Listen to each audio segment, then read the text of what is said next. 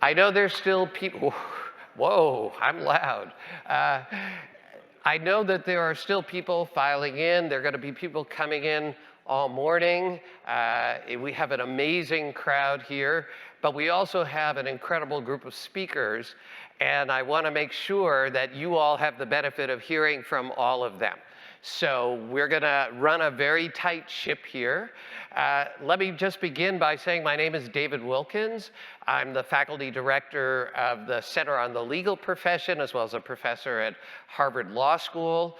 On behalf of my own center, I want to welcome all of you for coming to discuss these important issues. I think, as most of you know, there could be really no more important discussion we could be having than what is the role of business in the public square. It was a discussion that was going on before the pandemic, and we'll hear about some of the developments, including from the Business Roundtable, but also from important public interest and advocacy organizations. But it has been turbocharged by the events of the last 2.5 years, including the pandemic, but also, of course, the protests over the murder of George Floyd, economic inequality, workforce equity, public health, all of the issues that are so much on the table today. These issues are far bigger than the legal profession. We got into this because we found that these issues were landing on the desk of general counsels or lawyers from important law firms or government lawyers. But it was clear that these are far bigger than any particular profession or any particular specialty. And it's why I am so honored that we have been able to do something unprecedented at Harvard, which is to assemble a coalition of terrific institutions from across the university. So as you'll see on our logo here, we have Harvard Business School, which has been so gracious to give us this fantastic facility, and its new Institute on Business in Global Society. You'll hear more about that from Deborah Spar, its director, a little bit later on. We have also been honored to partner with the Center on Public Leadership, co-led by my old friend Deval Patrick, the former governor of Massachusetts, who you will also hear more from later on today, and the very new Provost Initiative, Harvard University Data Science Initiative, who has very graciously going to run a fantastic session in our thematic sessions on metrics, which is one of the key issues we want to understand. So these are big and important issues, and if anybody had any doubt, just yesterday, we saw both the billionaire CEO of Patagonia said he's going to give away his entire company and what he calls an initial purpose offering, not public offering, to environmental change. It's incredible. At the same time, we also saw for the first time ever, the Senate Judiciary Committee aggressively question a nominee for the Third Circuit Court of Appeals about what her position is on the role of boards in ESG. These issues are incredibly important, and they become incredibly controversial, not just here in the United States, but around the world. As I said, we have put together an unprecedented group of speakers here. And they're so good that I'm going to try mostly just to not get in the way. In other words, to move our proceedings along. And we're also dispensing from pretty much all formalities. This is a working conference in which we want to really try to tackle the key issues around what kinds of commitments should be made. How do we make those commitments meaningful and measurable? And how do we hold people accountable for those commitments? That's what we're going to focus on here today. You have the schedule, you have all the speakers' bios on the website, everything is there. If you have any questions, we have a terrific group of volunteers here who are there to direct you from one place to the other, but we are here to work. And I'm so grateful that so many people have traveled to work with us. We have over 1,000 people who registered for this event. Just think about this, 1,000 people. And there are several hundred more who are watching right now, live stream of these proceedings, and many more undoubtedly will see the final version that we put up on our website. So we're here to work. And we are so grateful to begin this task with somebody who really inspired me to think about these issues by his leadership in the public domain, but also by his leadership at the Center on the Legal Profession. And so I would like to welcome our first speaker to the podium, Brad Smith, who is the President and Vice Chair of Microsoft. Thank you, Brad. Thanks, David. Well, it's a pleasure for me to be here. You'll see Satya and Nadella, our CEO, a little bit later this morning. It's wonderful to hear the applause about Patagonia, but just to avoid any confusion, I want to make one thing perfectly clear. You will not hear us announce that we're giving away Microsoft today. And in a way, we shouldn't have to. Because fundamentally, I think that what this conference today is about is how we serve the shareholders we have and the world at the same time. And I think it's a fantastic opportunity to bring people together. A lot has actually changed on this topic since the year 12 months ago when we started to talk with David about putting this together. In some ways, what seemed to be easy has become even harder because we've seen some splintering of opinion.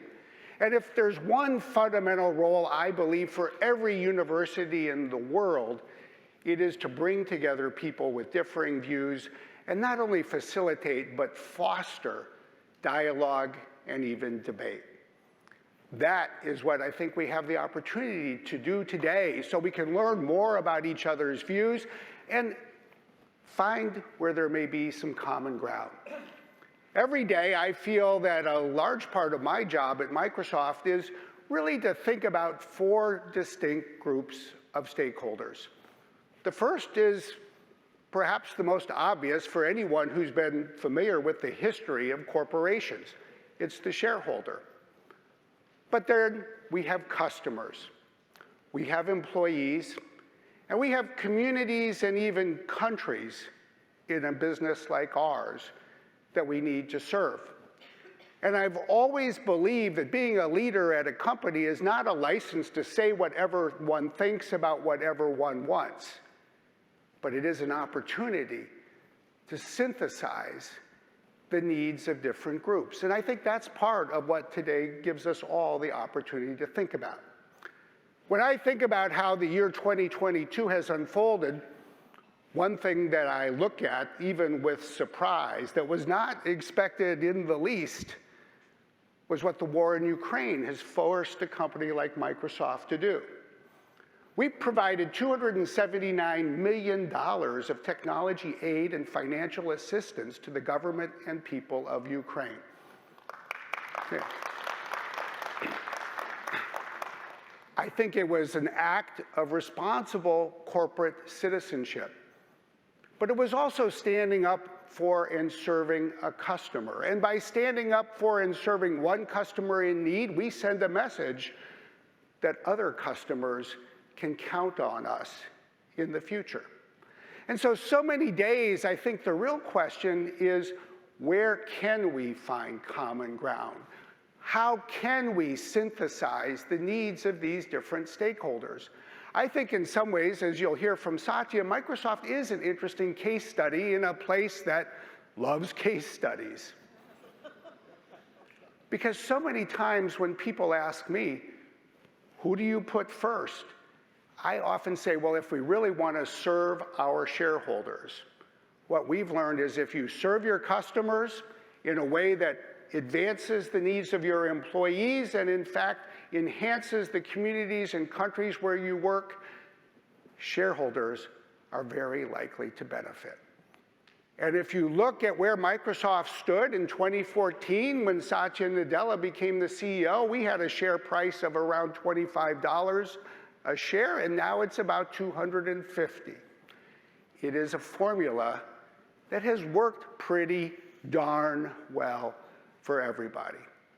But that doesn't mean that it's easy. In fact, I would actually say that every day is hard, because every day presents on a global basis in some community or country some challenge where one needs to think hard about the needs of different groups that may in fact be in tension with each other, and one therefore needs judgment about how to reconcile these different needs. And I think diving into the hard problems of our time around the environment, around social issues, around governance is in fact something that is therefore so important. But of course, I think the other aspect of this conference, and it's reflected in the title, is also critical. It's not just why we should do things or what we should do, but how. And what that really requires us to dive much deeper into are metrics and accountability. You know, on the environmental issue, by our count, there are now 3,470 public companies in the world that have made environmental pledges. But the real question for all of these companies, including our own, is whether we're really translating pledges into progress. And as we all know, you really can't manage what you can't measure. And so the metrics and measurement systems, in some ways, in my view, are still in their infancy. They're just emerging when we look at a field like carbon accounting and what it means for the future of the climate. But they're more advanced for the E than they are for the S. And hence, this is a critically important part of the conversation as well.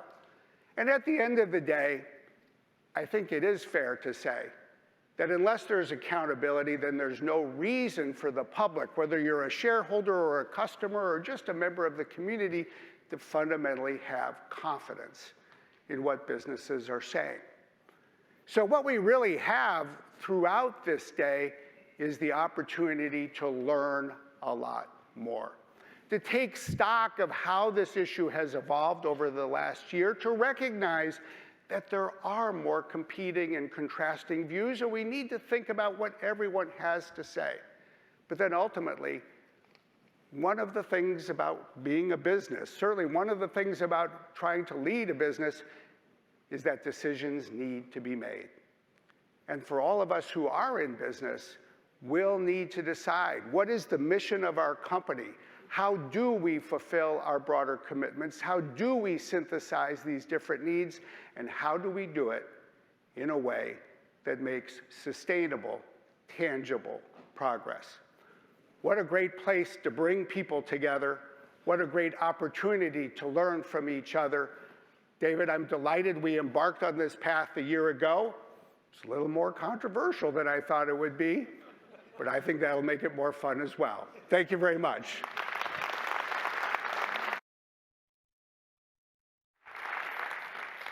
Thank you, Brad. I think you see why we were so honored to partner with Brad and to have him lead off by being quite candid about the challenging times that we're in and what it means to be a business leader in these times. We wanted to really continue that framing and to continue what Brad and I said from the very beginning, which was we wanted to feature the full spectrum of views on these issues. And there are a lot even within the corporate community.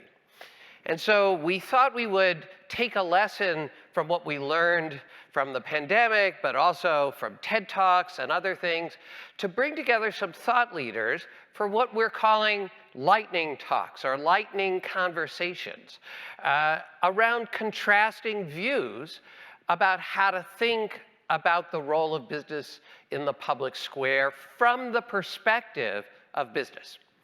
And we asked a number of people, and I'm very delighted that everybody said yes. And so we're going to start with 3 talks, about 10 minutes each, that we pre-recorded among very important thought leaders on this question.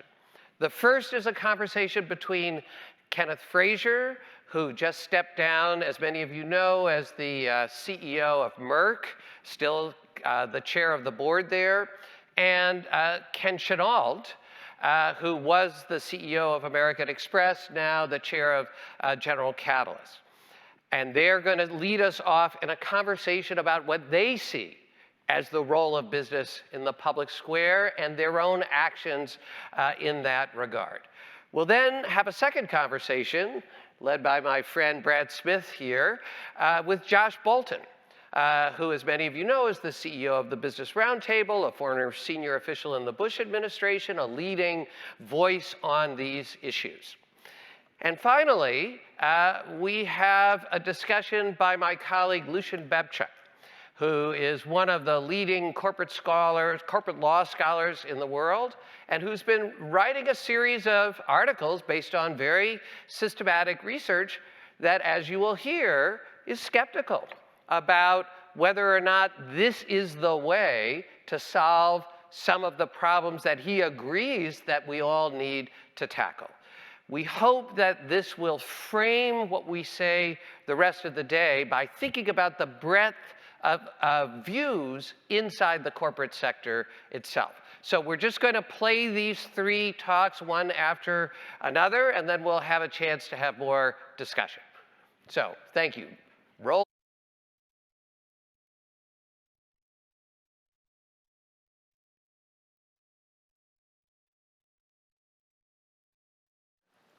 Ken and I are going to talk about the core issue facing CEOs, which is, when do you know when you should speak out?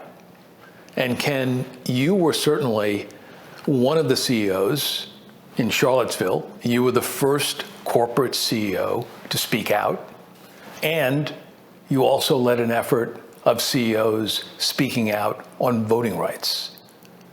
Talk about why you took those 2 stands. Well, Ken, first of all, I was glad to have you as a partner on voting rights, so I wasn't by myself. But, you know, on those issues, of course, the reality of the world is that other than business issues that directly affect the growth and profitability of our business, most CEOs don't want to be involved in politics at all, right? You know, especially Absolutely. In our society, given how divisive politics has become, how contentious it has become. But the reality of the world is, as we all know, in order for our businesses to succeed, we have to have a climate that's supportive of people as well as commerce. So when we have important issues, we have issues that go to the consistent application of the rule of law. We have issues that go to fundamental fairness. We have issues that go to respecting ownership of property, the franchise, the right to vote, freedom, decency. It's really important for citizens to speak up when government is abdicating or failing to meet its responsibilities. And those citizens, of course, include CEOs. So my position on this is, frankly, we have to live in an environment that is good for the entire country.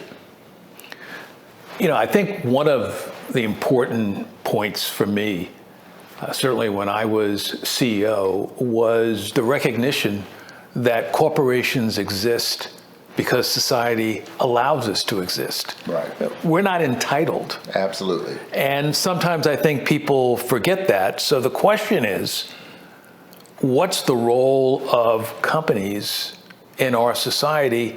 And talk a little bit about why you took the stand on Charlottesville. Yeah. So I think when you talk about Charlottesville, that went to sort of the core issue of our country, which is the concept that this is a plurality of different people. And the great thing about America is that, diversity and inclusion have been our strongest thing. And so when the president made statements that I didn't think were consistent with our core values, I thought I had an obligation to speak up right at that time. I know a lot of people would not want to be in that situation, but the good thing is that I was able to ask my board, and they unanimously wanted to see us speak up to that issue. So I'm going to ask you a question. So how do you decide when to speak up? I think very similarly to you, Ken, I believe very strongly that CEOs have to be governed by the mission of the company, the values of the company, but also what should we stand for to have a fair and just society. Let me be clear, I don't think CEOs should speak out often in taking a stand. They have to be incredibly thoughtful. But like you, the voting rights issue, something that was fundamental to our democracy. I think there are also issues that if you want a company that welcomes all people, you have to support different segments of your employee population. And the reality is that if you want to have a company where you want talent from every single group, then you need to make sure that you're creating a fair and just environment. And there will be those situations where you'll need to speak out on behalf of segments of your employee base. Right. But I'm sure people in our audience right now are saying that's all well and good, but there's a price to be paid for speaking out, right? I mean, if you go back just 3 years, the Business Roundtable put out a clarion call to say that the business community needed a new paradigm, one where we consider the needs and the interests of all of our stakeholders, not just our shareholders, right? And a year later, we all had the reckoning around the George Floyd murder. The pendulum sort of swung the other way now, right? There's now a backlash, and people are saying, okay, is it the right thing for me to speak out? Am I doing harm to our business? What do you say to those people? I think, Ken, it's a very serious issue. And if I go back to George Floyd, I was asked the question, and I know you were asked the question, well, do you think the changes that people want to bring about as a result of George Floyd, do you think we finally turned the corner?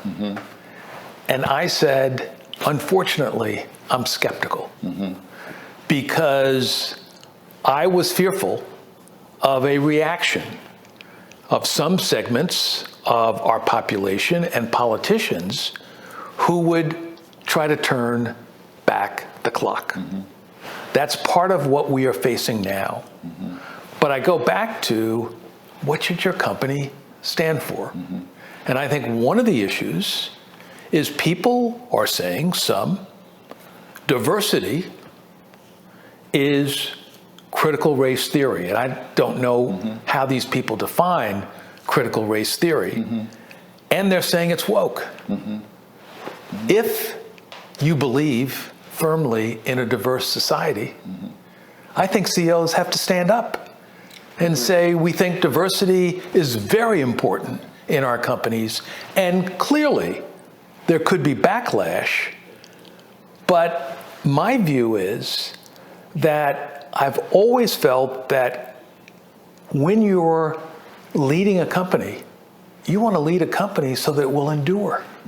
Yeah, absolutely. And if you take shortcut actions because you're afraid to stand up for something that you really know is right, I think you hurt the moral fabric of your company.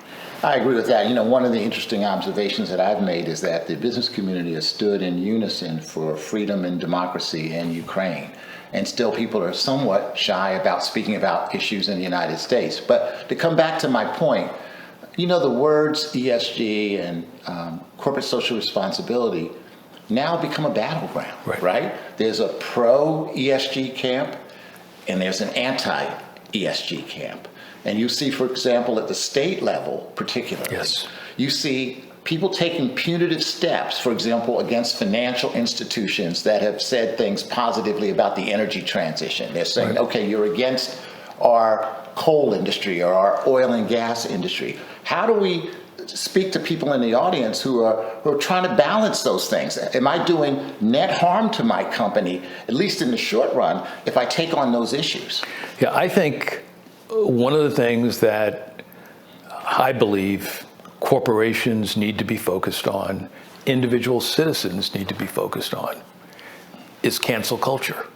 And cancel culture, broadly defined, it is irrespective of party. Right. And the reality is to take a position that because a company is advocating ESG, that we're then not going to do business with them. I think, frankly, this is an issue not just for individual companies, but I think collectively, companies have to say, as the Business Roundtable did, and this is going to be important. I know Josh Bolton is going to be here. What's the response from the Business Roundtable? You know, to your point, coming back to the ESG situation, you know, it feels a little bit like you can't be in the middle anymore. Right. Right? You know, if you're not taking a position on many of these issues, your employees, your best employees, certainly your best younger employees, expect the company to take a position on some of those issues. And yet, the reality of the world is there is a counterattack out there. Oh, absolutely. And you can pay the price in the short run. Are you convinced that it is the role of business, that it is the role of the CEO to speak out on these kinds of issues? Or maybe were we getting a little ahead of ourselves in saying that businesses really ought to speak to some of these issues? I'm not saying that CEOs should in fact get involved in a wide range of political issues. I do not believe, let me be very clear, I do not think that should be the case. But what I do believe is there are basic values that I think a company should assert.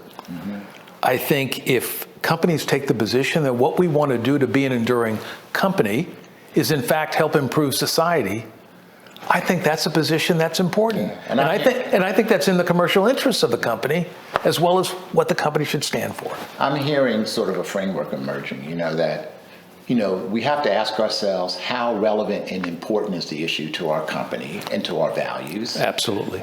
Do we have a legitimate right to speak to that issue?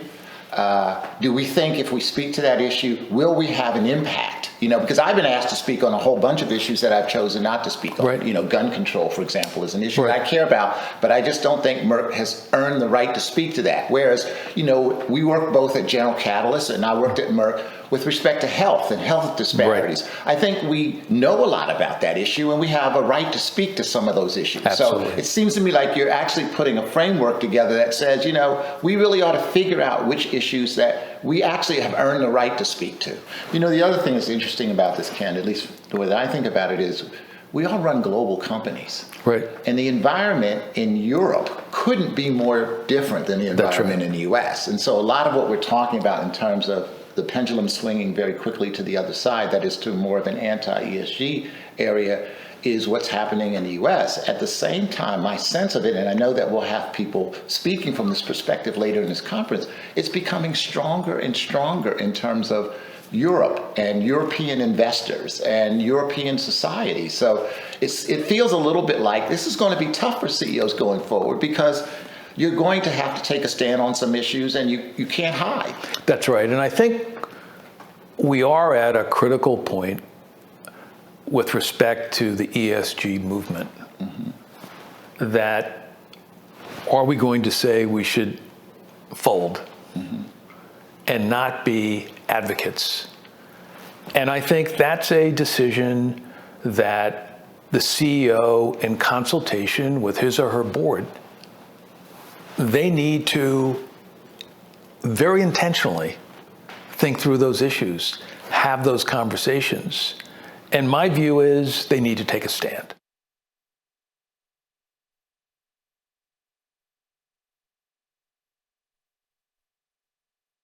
Josh, welcome to Microsoft. You're visiting here. You're actually a little bit on vacation. It's the middle of August. But it's fantastic to have the chance to sit down and you and I get an opportunity to talk a little about corporate purpose and the like. I love talking about corporate purpose, and thanks for having me. I'm sorry I can't be at the Harvard conference in person, but it happens to conflict with Business Roundtable's quarterly meeting. Well, you are clearly going to be where you need to be. But it's a great opportunity to talk, because I think that the Business Roundtable, BRT, really, in some ways, changed the arc of conversation, not just nationally, but globally. When you came out in 2019 with your statement about the purpose of a corporation, tell us a little bit about that.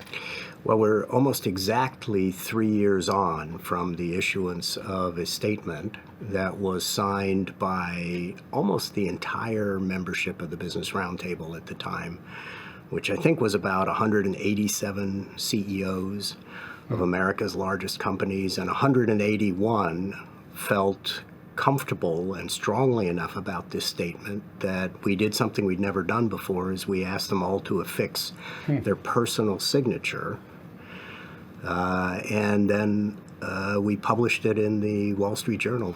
So tell us what the statement said. The statement was a replacement of a statement that the Business Roundtable made in 1997, which essentially adopted a very simple statement on the purpose of a corporation. It said that the purpose of a corporation is to maximize shareholder value. So very much in line with Milton Friedman philosophy of the time. And when I joined Business Roundtable in 2017, and over the course of many months, it became clear to me that that statement did not really reflect how the best CEOs in America were running their companies.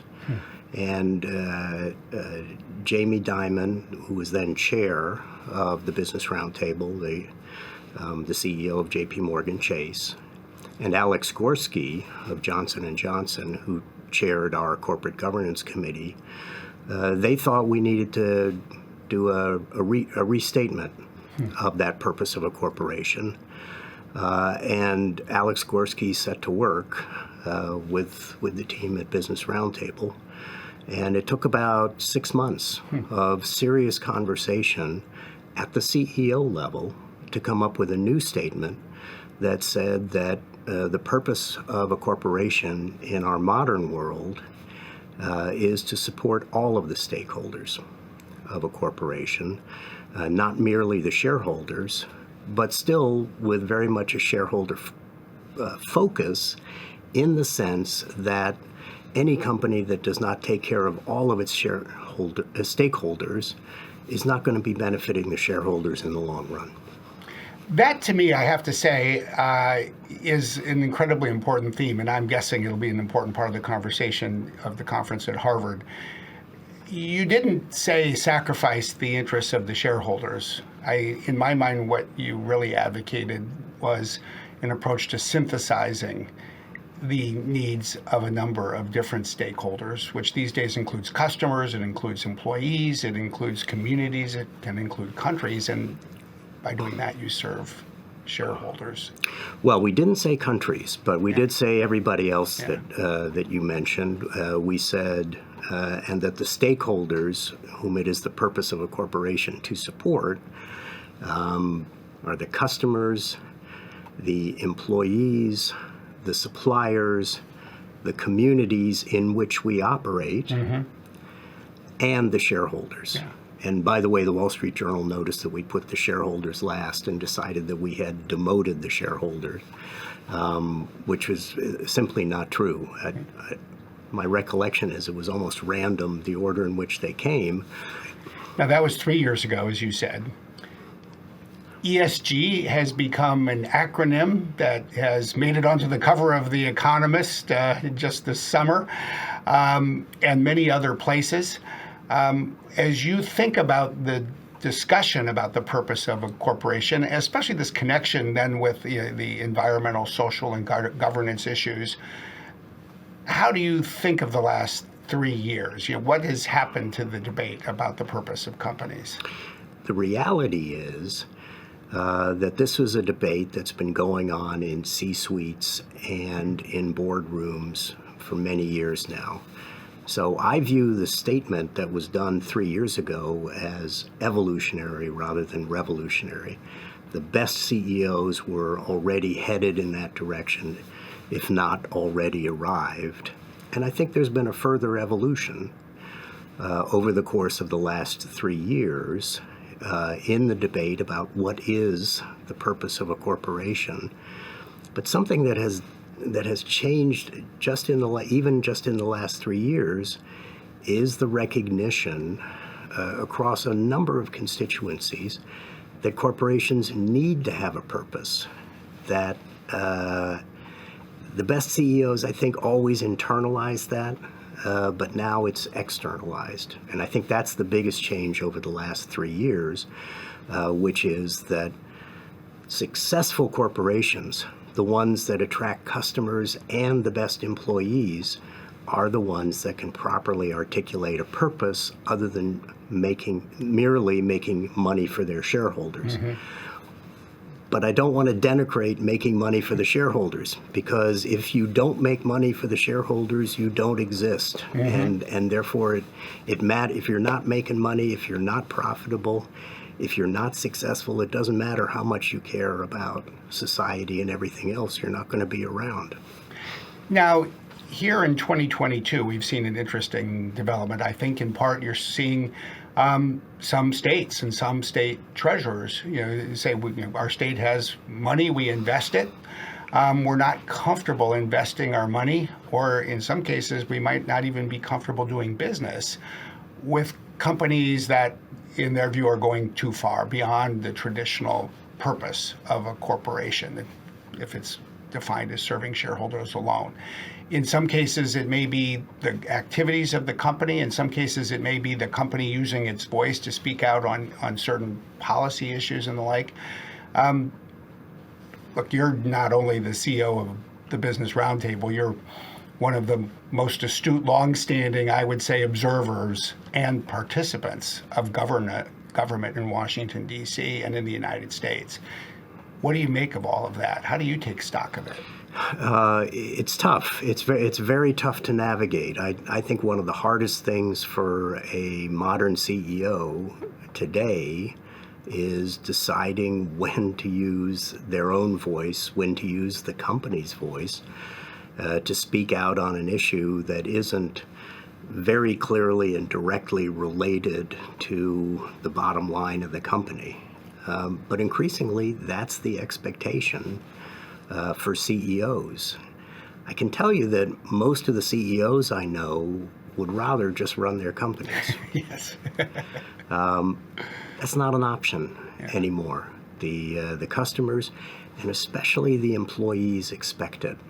Expect to have the values of the corporation expressed in some way by the leadership of the organization. I sit on the board of a big and very old industrial technology company. And when they go, and the business is dependent on recruiting the best, most talented young engineers in the country. And when they go to Georgia Tech and when they go to Purdue, they can't recruit at all if they can't show them the sustainability report, if they can't say, here's what we're doing to the technology that you would be working on is a piece of helping solve the climate crisis. That's how they get the best employees. As you think about the Business Roundtable, and I think the thoughtful path that you set us all on 3 years ago, how do we sustain that capacity for a thoughtful, robust, diverse conversation with many different views? That's hard, but just to underscore the problem, it turns out to be pretty good politics to demonize corporations, both on the left and on the right. And unfortunately, by a lot of politicians, the purpose is not to bring people together, it's to score political points. And so when a CEO speaks out on an issue that, let's say, a lot of the employees care about, It might be LGBTQ rights, it might be sustainability, but the CEO is giving voice to the passions, aspirations of their employee base, and thereby keeping people engaged in the enterprise that is their company. They make themselves vulnerable to politicians, usually on the right, but also on the left. They make themselves vulnerable to politicians who can make hay out of it, and in some cases cause damage to the company. And I wish I had a simple answer to that. I wish I had advice for every CEO on how to navigate.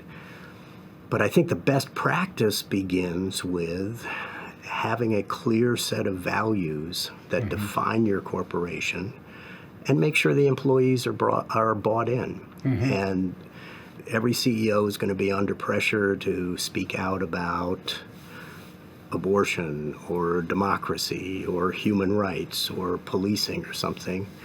Have a set of values that your employees buy into, and as you decide when and whether to speak out, make sure that it's aligned with the values and that your employees understand what you're doing.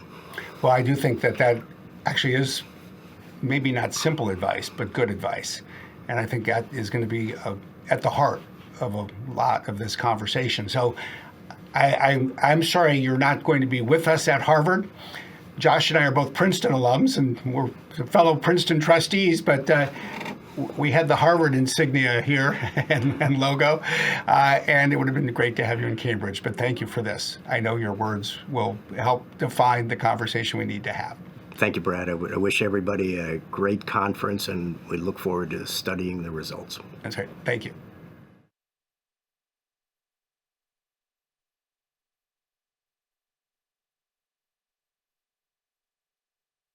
Good morning. I'm going to discuss with you in this session the illusory promise of stakeholder governance. My comments are going to be based on 6 academic research studies that are all available from my homepage for anyone interested. The conference today is going to focus on how to address corporate effects on societal problems. There are growing concerns about the contribution of corporate decisions to societal problems, such as climate change, inequality, labor market dislocation, and so forth and so on. I personally very much share these concerns, and that's the starting point for my work. I believe many here at the audience share such concerns too. Our research suggests that the most effective way to address such problems is through adopting laws, regulations, and governmental policies, such as carbon tax, that would constrain and incentivize companies from the outside. Stakeholder governance, or quote-unquote stakeholderism for short, offers a private ordering alternative. On this view, corporate leaders, that is CEOs and directors, should be encouraged and can indeed be relied on to take stakeholder interest into account. Now, stakeholderism has been increasingly supported and pledged by business leaders. But the question for us is, can stakeholderism really deliver? Because stakeholderism relies on the discretion of corporate leaders as a key component, the incentives of such leaders are critical. Our research shows that notwithstanding their use of stakeholderist rhetoric, corporate leaders have strong incentives not to serve stakeholders beyond what would serve shareholder value. Consider as a case in point the Business Roundtable statement. In 2019, major company CEOs adopted this statement on corporate purpose, committing themselves to, quote unquote, deliver value to all stakeholders. The statement was widely described as a major milestone. The media called it a major philosophical shift, a sea change, a revolutionary moment in business. But the evidence that we gathered paints a rather different picture. Evidence source 1. We surveyed the signatory companies and we learned from them that CEOs generally join the statement without seeking board approval, either before or after joining the statement. Because major corporate actions generally get board approval, this finding likely reflects CEOs not viewing the statement as a meaningful commitment.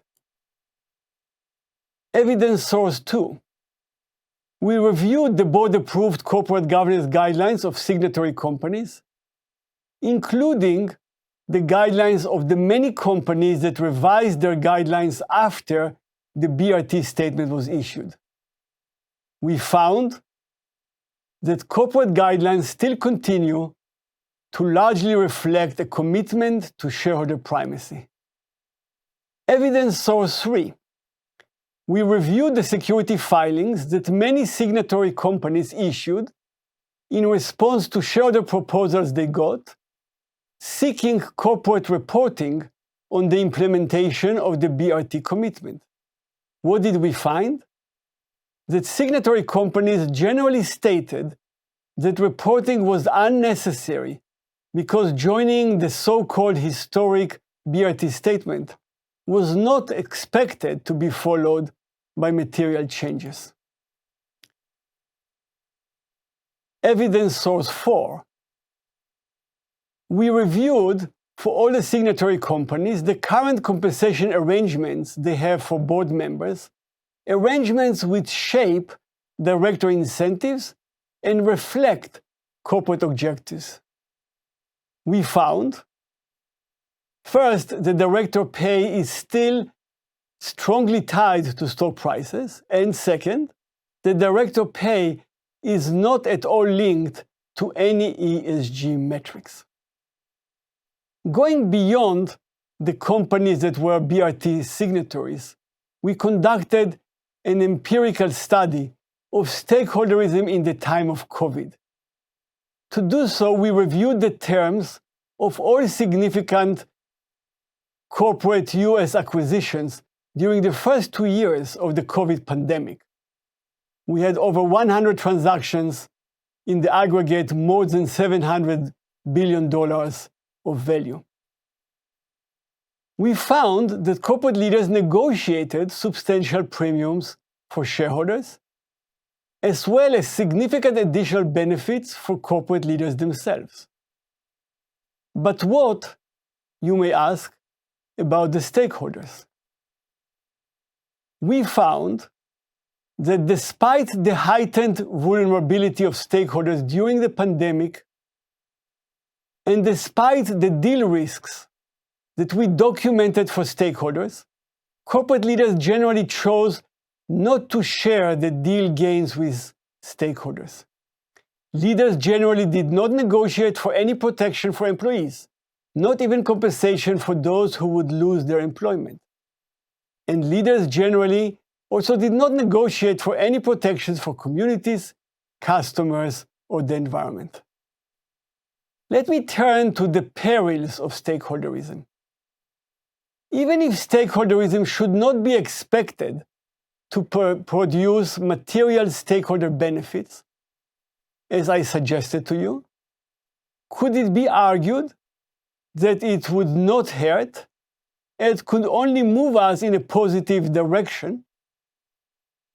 Our research suggests that the answer is negative. Stakeholderism would in fact produce two major costs. The first cost comes from increased insulation and reduced accountability. In the name of stakeholder protection, stakeholderists urge institutional investors to be more deferential to corporate leaders, more accepting of arrangements insulating management from market pressure. As a result, acceptance of stakeholderism would insulate corporate leaders from shareholders and make corporate leaders less accountable to anyone. This increased insulation would serve the private interest of managers, but it would dilute performance incentives and would hurt both shareholders and stakeholders. The second and very important cost is that of impeding, chilling stakeholder-oriented reforms. Acceptance of stakeholderism introduces illusory hopes that corporate leaders would protect stakeholders on their own. And this could substantially impede efforts to obtain regulatory reforms that would produce real benefits for stakeholders. Let me conclude. For all those in the audience who deeply care about stakeholder problems, as I do, supporting stakeholderism would be counterproductive. Please direct your energy and efforts to obtaining real stakeholder protections through governmental interventions that would constrain and incentivize companies from the outside.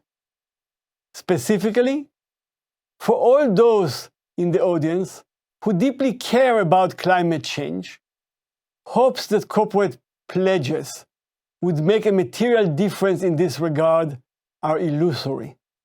Please direct your energy and efforts to obtaining governmental policies such as taxes and subsidies vis-à-vis carbon emissions that could meaningfully contribute to saving the planet. Thank you. Thank you. We wanted to start by showing there is a range of views within the corporate world itself about how to achieve the objectives that, as you saw, everyone there shared. We'll have a chance to explore those views in more depth throughout this day and to take up the challenge around empirical research and metrics that Professor Bebchuk just put down. But now we want to broaden the frame beyond the corporate world itself to look at the other major actors and players.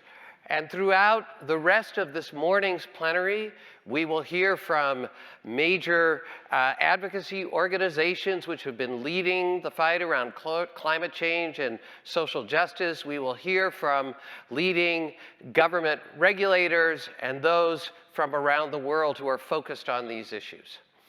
But I wanted to begin this discussion by talking to someone who in many ways embodies all of these things.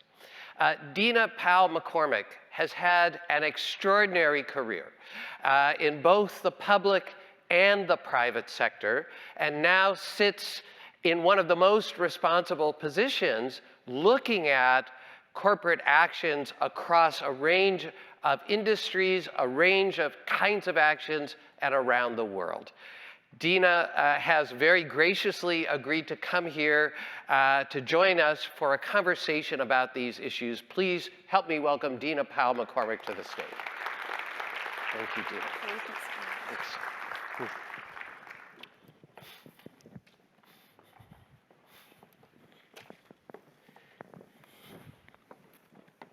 Dina, thank you so much for coming here. I know how incredibly busy you are, but I really do think you have a very unique perspective to bring to us here. You have been, as I said, in and out of the public and private sector. You've had leading positions in the George W. Bush administration, in the State Department, in the White House. You then returned to private practice at Goldman. Then you went back into government in the Trump administration, most recently as the Deputy National Security Advisor. And also you had a leading role in economic policy as a senior advisor.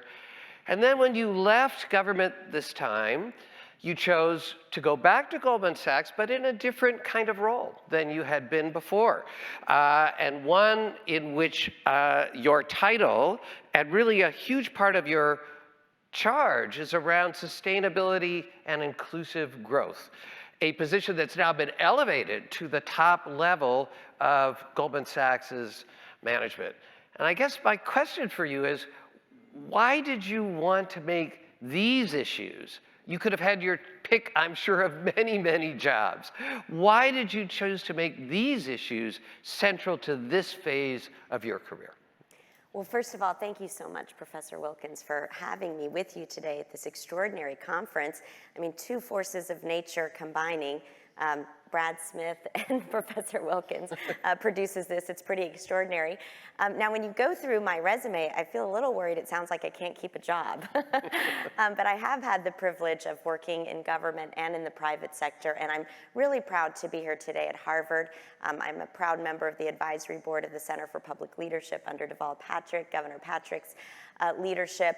But I have to do a little shout out because I actually do have my parents who are watching today. And I mention them because I'm an immigrant from Cairo, Egypt. When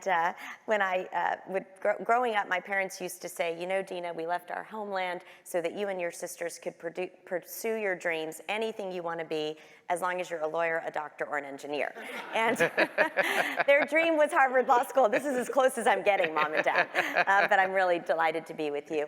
You know, I think it's so interesting listening to the diverse views that we just heard from Josh and Professor Lucien and others.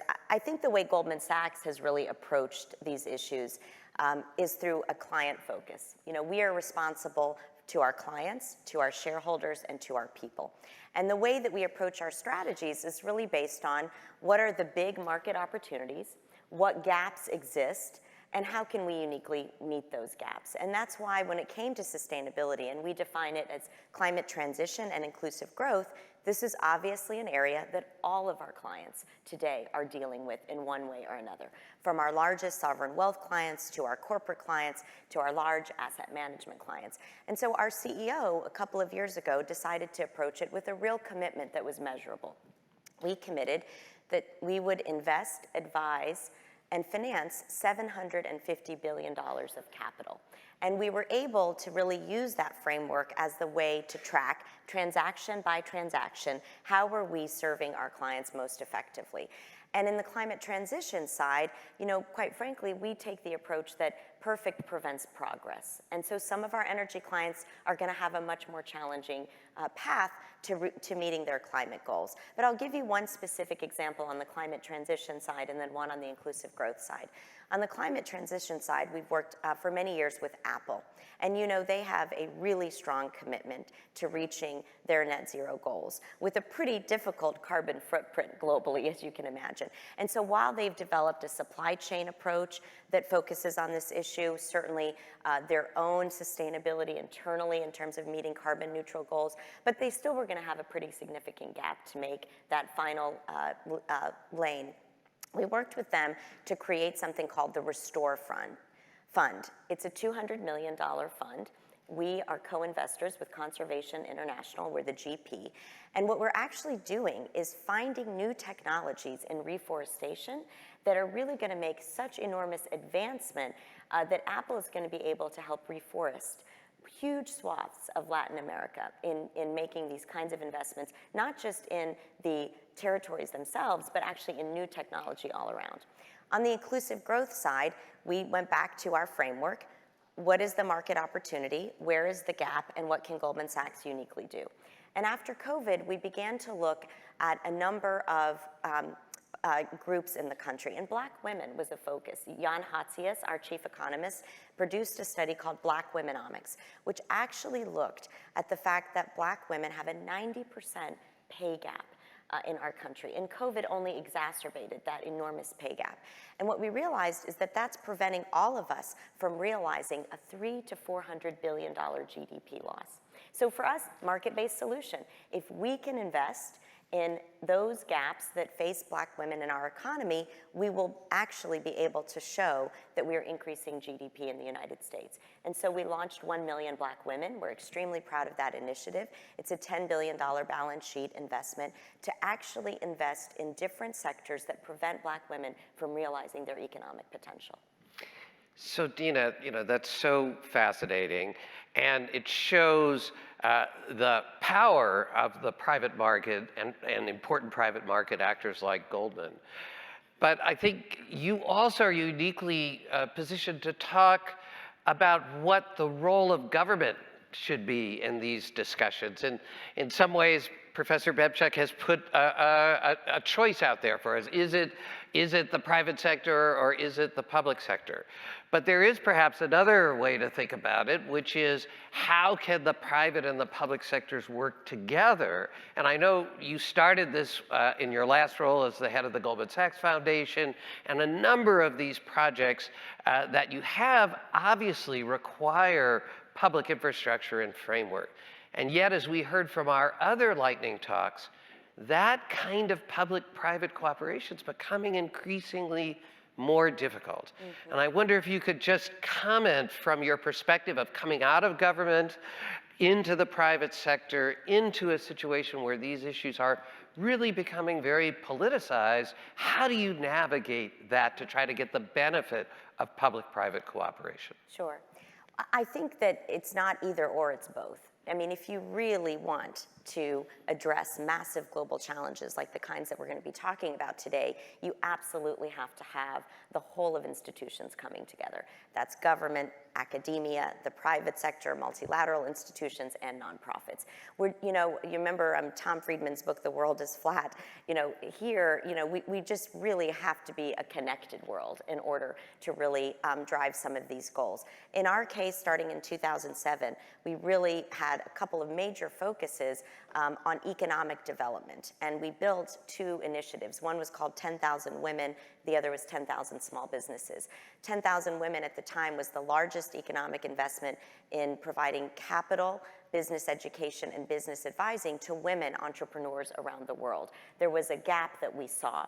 There had been a lot of good work done in the microfinance level and a tiny bit of work done at the very high level of venture capital provided to women, which was minuscule. But the SME, the small and medium-sized enterprises that were led by women in developing economies had the most opportunity to not only create jobs and growth, but to drive change in their communities. So we launched the initiative, and we reached well over 10,000 women entrepreneurs, many who Jeff Sonnenfeld, who's here from Yale, thanks for inviting him from Yale, met many of these women. And I can tell you, we tracked, and that's another important part of this. You notice I'm using quite a bit of numbers and data, because if you don't measure it, you can't actually show that it's happening. We actually tracked every one of these entrepreneurs. 80% of them increased their revenues, 60% created net new jobs, and more than 90% were actually paying it forward in some way. And the multiplier effect of women reinvesting in their communities was something that we could actually measure. But we are just one company. And while this was a very, very large pilot, if you will, that we had tested over so many years, we recognized that to get to scale, we would have to work with government. So we were very pleased to work with the World Bank and the IFC. We actually recognized that capital for female entrepreneurs, as I said, is almost non-existent. And so we gave a major grant to the World Bank. They used that as first loss capital in a facility managed by the IFC that served as a very large credit line that would back local banks and emerging economies who wanted to lend to female entrepreneurs, but were a little worried about it, a little unsure about the loan loss returns, which, no offense to the men, women have much better loan loss returns than male entrepreneurs. I'm so proud to say that over all of these years, we are going to announce with the World Bank this spring that we have raised $2 billion in capital and reached 150,000 female entrepreneurs. It's amazing. Thank you. Dina, I now want to focus a little bit on a different part of your background, which you've already brought up, and now that we know your proud parents are watching us online, because you are an immigrant and you were born in the Middle East. You then grew up in Texas. Culture shock. Now you are in charge of thinking and helping companies think about energy transition, which, as we heard on the video, has become even more complex after the war in Ukraine, after the spike in energy prices. And, you know, in the US, it's nothing compared to what's happening to our friends in Europe and around the world. And I wonder how you think that affects the energy transition that you've also spoken about as being necessary to occur. How do we think about that in this kind of environment? Well, you know, obviously we have to be realistic. I mean, let's just start with that. It's just been such a reminder how important energy resilience and energy independence is to national and geopolitical security issues. And so, you know, I think if with a lot of the noise around these issues that we all care so much about, I think kind of recognizing that we have to have an approach that's realistic. You know, Germany has imported more coal from Colombia in the last several months than it ever has in the last 2 decades. Understandably, Germany is rethinking its nuclear energy platform because when it comes to your citizens being cold in the winter, you're going to do what you need to do. The Middle East right now, you know, ironically, I was in Singapore visiting some of our clients, and they were saying that, you know, there's anxiousness about Europe's economy and a potential recession. There's anxiousness around China and some of the issues with Taiwan. And they were saying, you know, when did you think we might be calling the Middle East the stable region today? The region of my birth. Stable really for a few reasons. The price of oil, obviously, and the strength of the economy. I do think Israel working more closely with the Gulf Arab countries and the progress that the Abraham Accords have shown is really having the Middle East be an investor. And where are they actually investing a lot of those resources?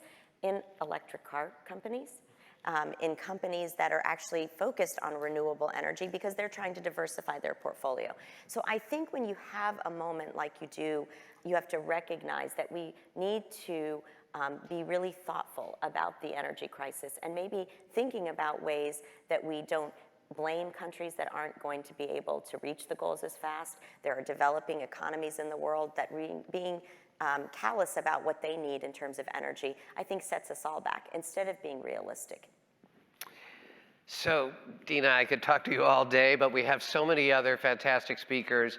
I wonder if you could just leave us with a few words about this. I mean, you've already talked a little bit about how these issues are linked to national security, how they're linked, as we've heard in our discussion from Ken Frazier and Ken Chanel, to deeply linked to our democracy, how they're linked to economic progress and the rights of citizens, not just in this country, but around the world.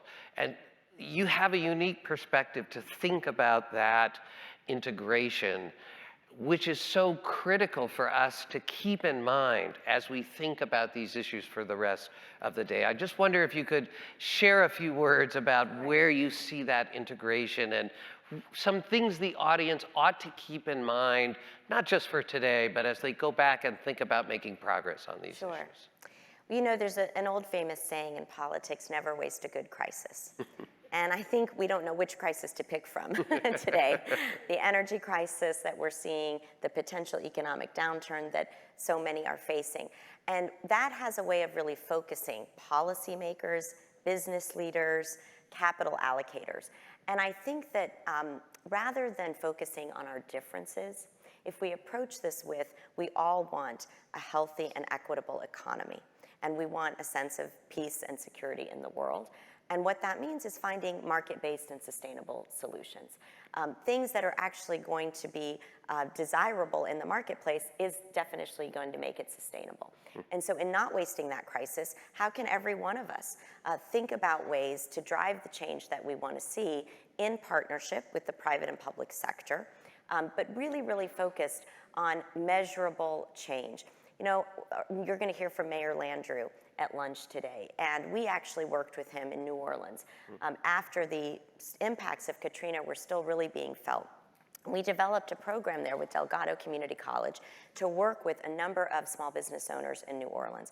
It was an enormous economic impact to the city because we had more than 500 entrepreneurs who dramatically created new jobs and increased their revenue.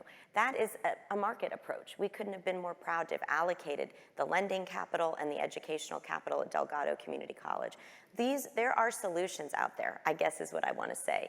And we don't have to focus so much on the disagreements and the bickering. Let's apply common sense, let's apply capital solutions, and really let's find a way to work together to achieve our goals. Well, Dina, we are so lucky that you have come with us today, but even more so that you have assumed all of these important roles, both in the public and the private sector. Thank you so much for helping us to understand these issues today. Please let me thank Dina Powell. Thank you so much. Thanks, Deb. We've talked a lot about CEOs and what they should do. We are now very grateful to have the opportunity to hear from a CEO in conversation with my colleague, Deborah Spar, who runs this fantastic new initiative at the Business School, which I hope she'll say a few words about. But please welcome Deborah Spar to the stage and Satya Nadella, the CEO of Microsoft. Thank you. Thank you so much.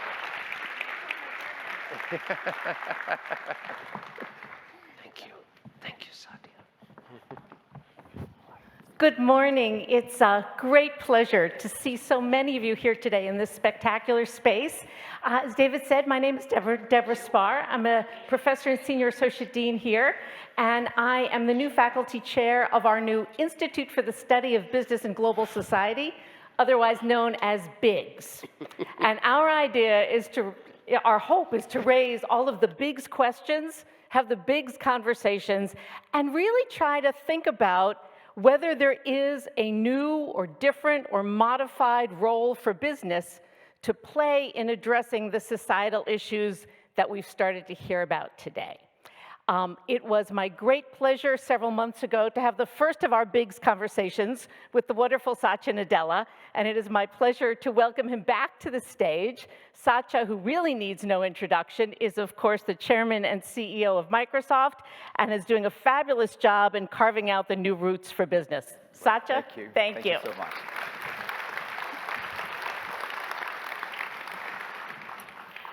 So, as I just mentioned, I had the great pleasure of speaking with you on a much colder day in February.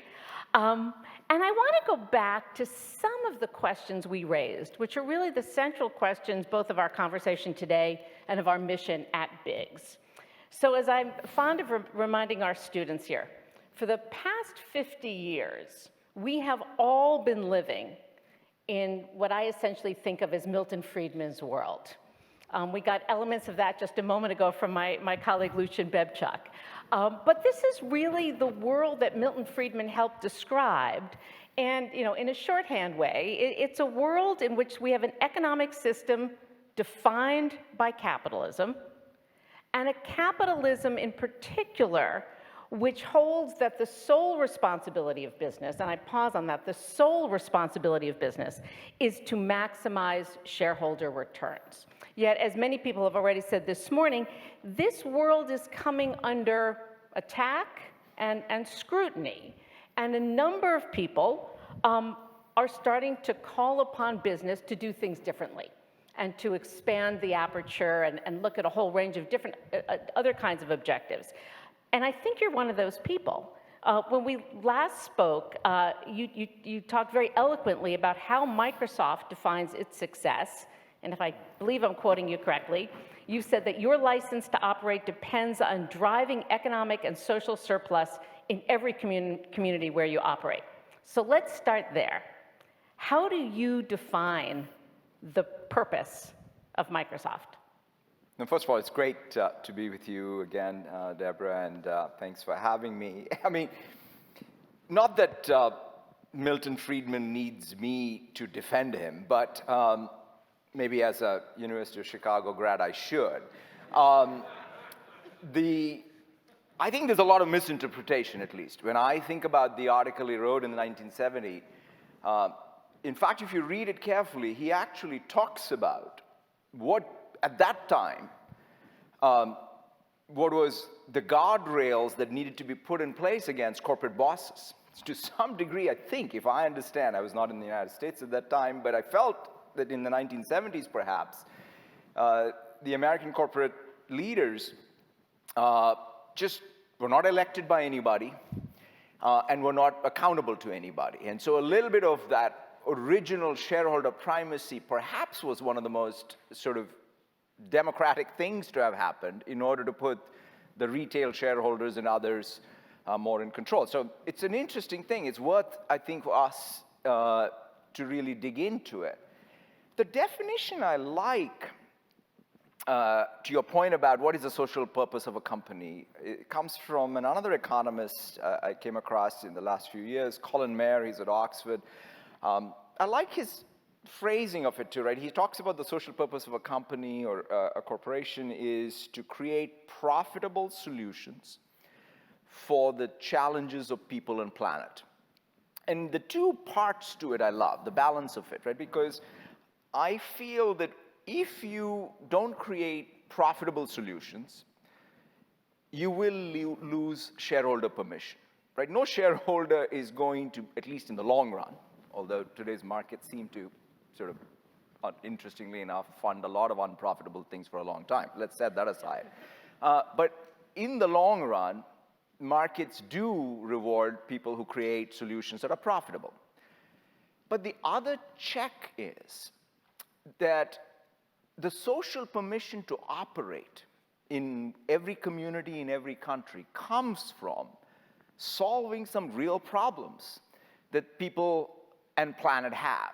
And so if you are profitable and you're breaking things in society, you're breaking things around climate, you're breaking things, or not creating local surplus, right? As a multinational company, I wake up every day, in fact, and think about that, which is you got to create local surplus. And so that's what we have taken, and when I think about Microsoft's core mission statement about empowering every person and every organization on the planet to achieve more, I think the fundamental thing we have to do right as a company is to take the digital technology we build and make it a great input for economic growth in the world, right? That's like, otherwise why have Microsoft, right?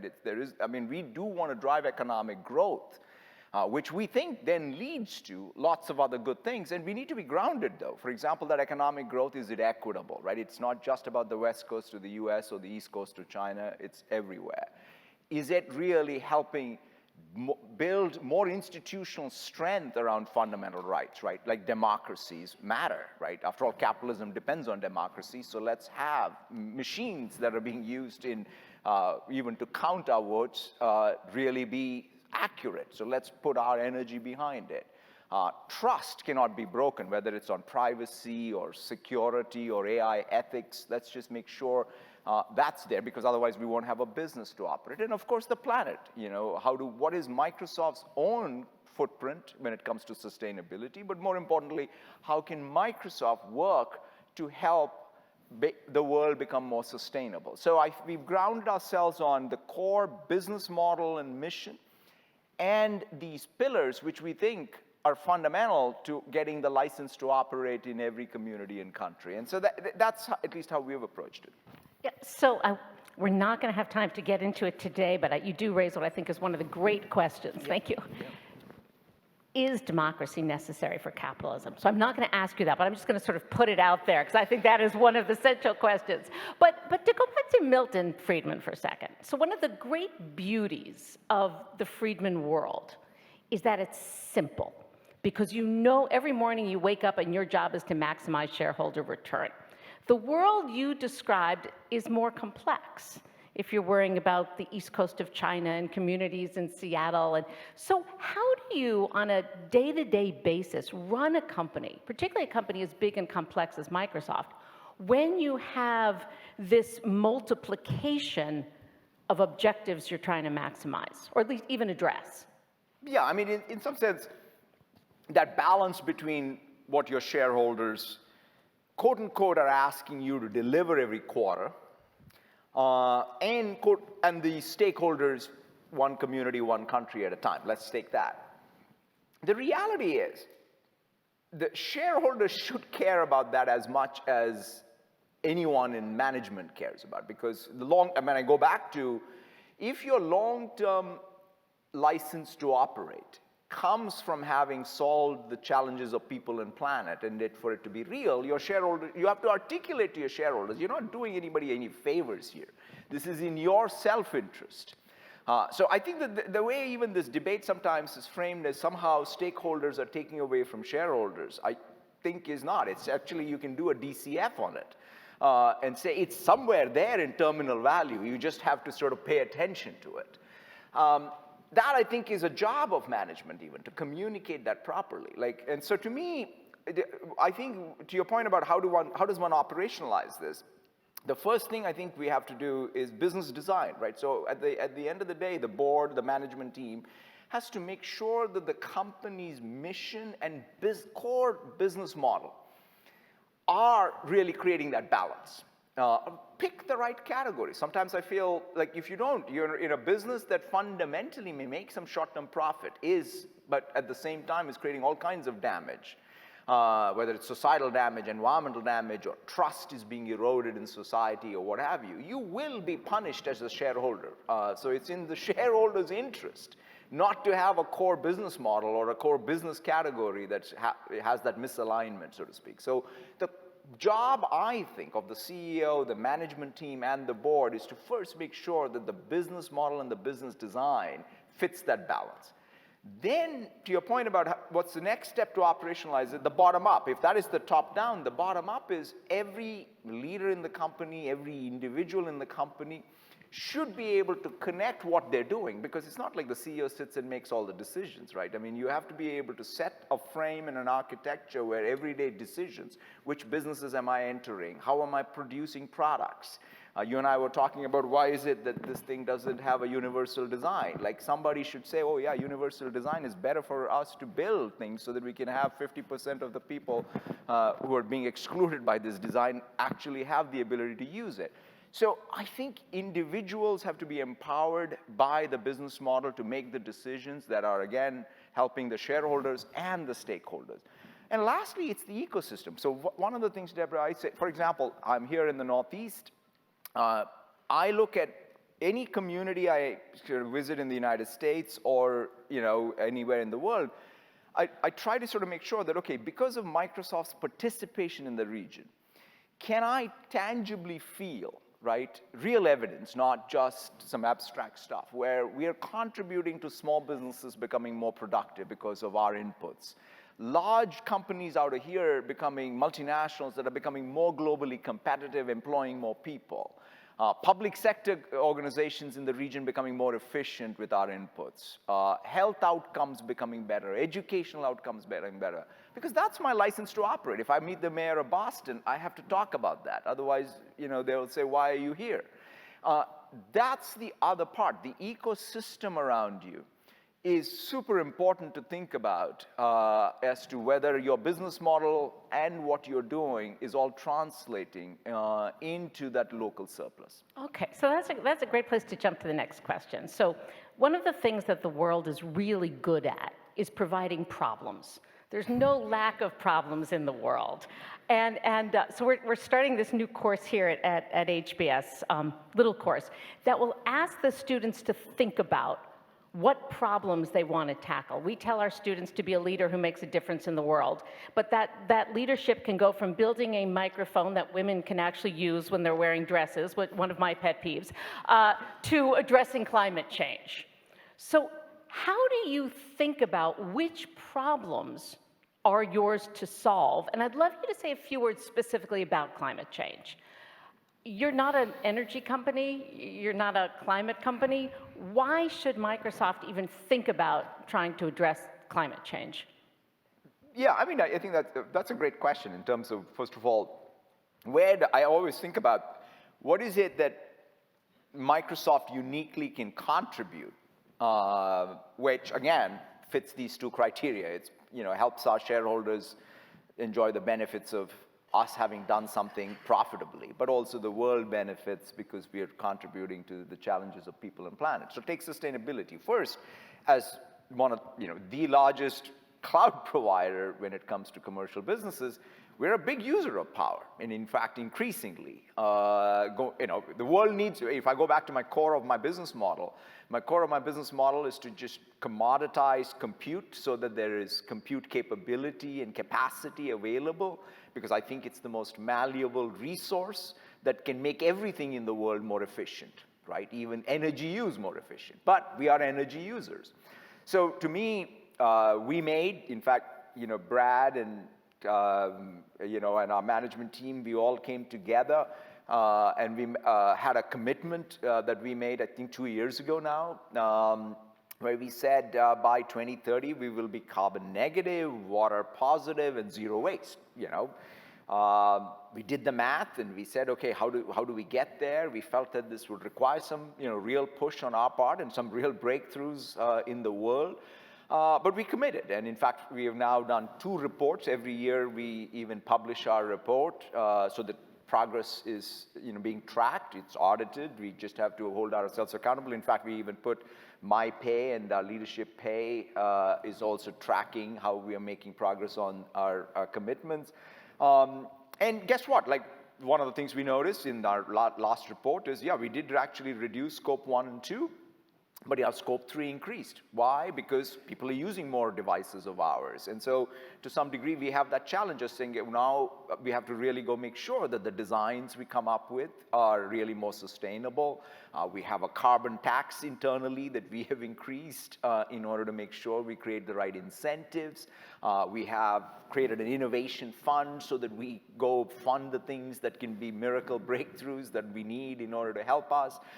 We also realized that, okay, it's just not about Microsoft, but it's about us taking the technology that we create and making it available to customers so that they can all be more sustainable. So we even created a cloud for sustainability, which has all the tools for anybody, because one of the biggest issues of sustainability, especially around carbon, is to be able to do the tracking, do the math. And so we're really making sure that, or like if you're in a manufacturing plant, in fact, we're realizing the more you digitize the plant, before you operate the plant, you operate it as a computer simulation. That's probably the best way to, in fact, reduce waste, increase, and improve efficiency. So there's a lot we can do with our customers on this. And lastly, quite frankly, we're also, I think, Brad, again, had this carbon call, because we realized as we got into this, the problem here is we don't have the math and the tracking and the accounting standards. So there's a lot to be done around that. So I think Microsoft has a real responsibility as a company and our own use, but also we, I think, can contribute very positively to the planet being more sustainable. So that's great. Thank you. And it's wonderful to hear about all of that. Let me ask you to talk a bit about another problem, or one that's, I think, even closer to your core business, and that's AI, and the goal of responsible AI, and the fear, of course, of accidentally irresponsible AI. I'm guessing that if my colleague Lucian Bebchuk was here, he would say, I don't want Microsoft regulating AI. I want the government regulating AI. What's your sense of that, and how do you think about your responsibility towards this whole world of rapidly evolving artificial intelligence? Yeah, I mean, I think fundamentally your colleague won't be wrong, at least with that, because I think everything is needed. So first, I do think AI is definitely the defining technology of our times. I mean, what's happening, the speed with which, especially some of these large models are developing, the emergent capabilities, I just feel like it sort of feels like physics in the 1920s, quite honestly. I mean, it's very exciting. There's a lot of debate, but to be in that field today, it's tremendous. And I obviously fundamentally believe that this is going to be one of those things that helps us, because the world needs digital technology, because I think it's most malleable to drive economic growth. I go back quite fundamentally to the point that, for all our talk about tech progress, we have no economic growth. I mean, the world has been, even before the pandemic, at an average was growing at a couple of points. Like I was born in India, I always dreamed of a world where what happened in the 1900s and in the industrialized Europe is what's going to happen everywhere in the developing nation. Guess what? Right now, I think Africa, unfortunately, probably is going to take a massive step back in the next couple of years because of everything that's happening. So we need technology breakthroughs. And I think AI can be that. So we start with a set of principles that, first of all, we have to ground ourselves on. What does AI safety look like? I mean, so for example, we think about fairness. We think about sort of what does it mean to be safe and reliable. What does privacy and security mean? What is transparency, and what is this model doing?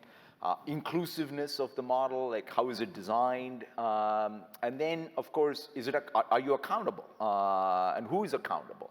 So we kind of first came up with these principles. And then we said, okay, we're an engineering company, right? We're not a law firm. So we then took those principles and translated that into engineering process. How do you take a model and de-bias it? So after all, in fact, Microsoft was founded right here, or at least started here when one of the founders was studying, I guess, ostensibly. And then he said, let's build dev tools. And so therefore, we're building tools for, just like we build tools for debugging, we're building tools for de-biasing. It turns out that we have data sheets for every component that goes into a computer, but we don't have data sheets for data. It's kind of a interesting thing. So we said, okay, we got to have the lineage of data is a big problem. Let's go create that. So we are doing a lot around the engineering process itself, so that we have the sophistication to build. You don't go to a civil engineer and say, oh, let's see if the building, the bridge stands. I mean, there's a lot of engineering process, and I think software engineering in particular and AI engineering can do with more engineering rigor. And so that's where I think we can make our biggest contributions. And then, we are open. And in fact, we have called for regulation when it comes to things. We've done our own work around facial recognition and its use. We have even an internal group that sort of makes sure that any product we build or any project we get engaged sticks with these principles or it adheres to these principles.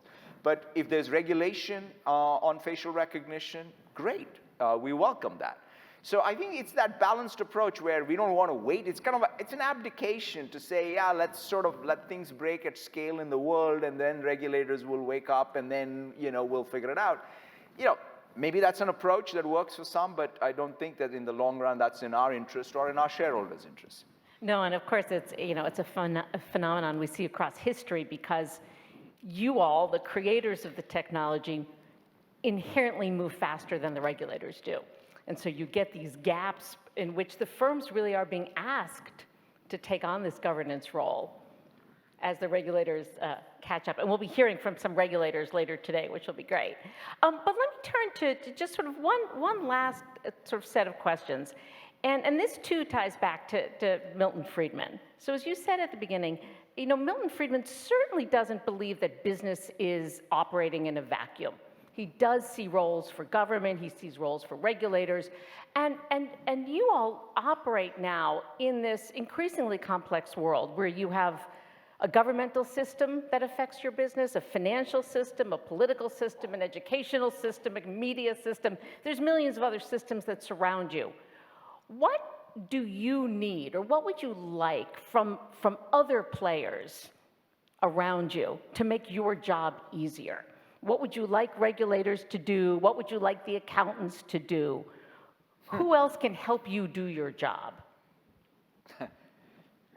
I think the first thing is it'll be great if they did things that all compose. I mean, that's, I think, the issue, right? When I think about what's happening, at least my understanding,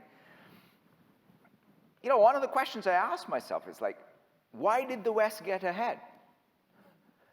And I always come to the conclusion that the West figured out three forces, at least in my mind, that were in lockstep.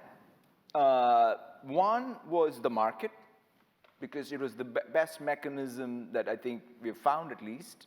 We can argue that, but it's the best mechanism we found to allocate resources.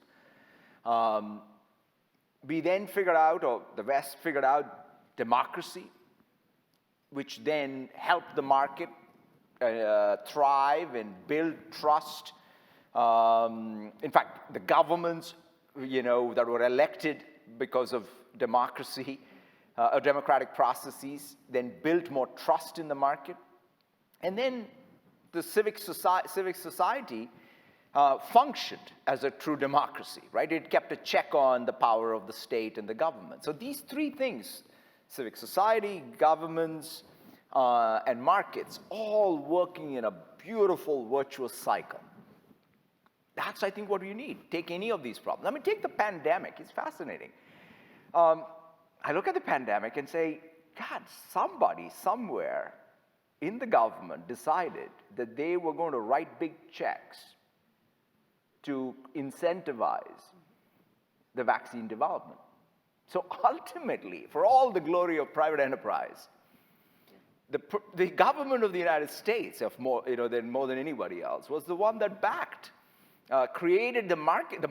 So they created the market conditions because markets would have failed if not for that. So I say, God, thank God for USG because they made it possible.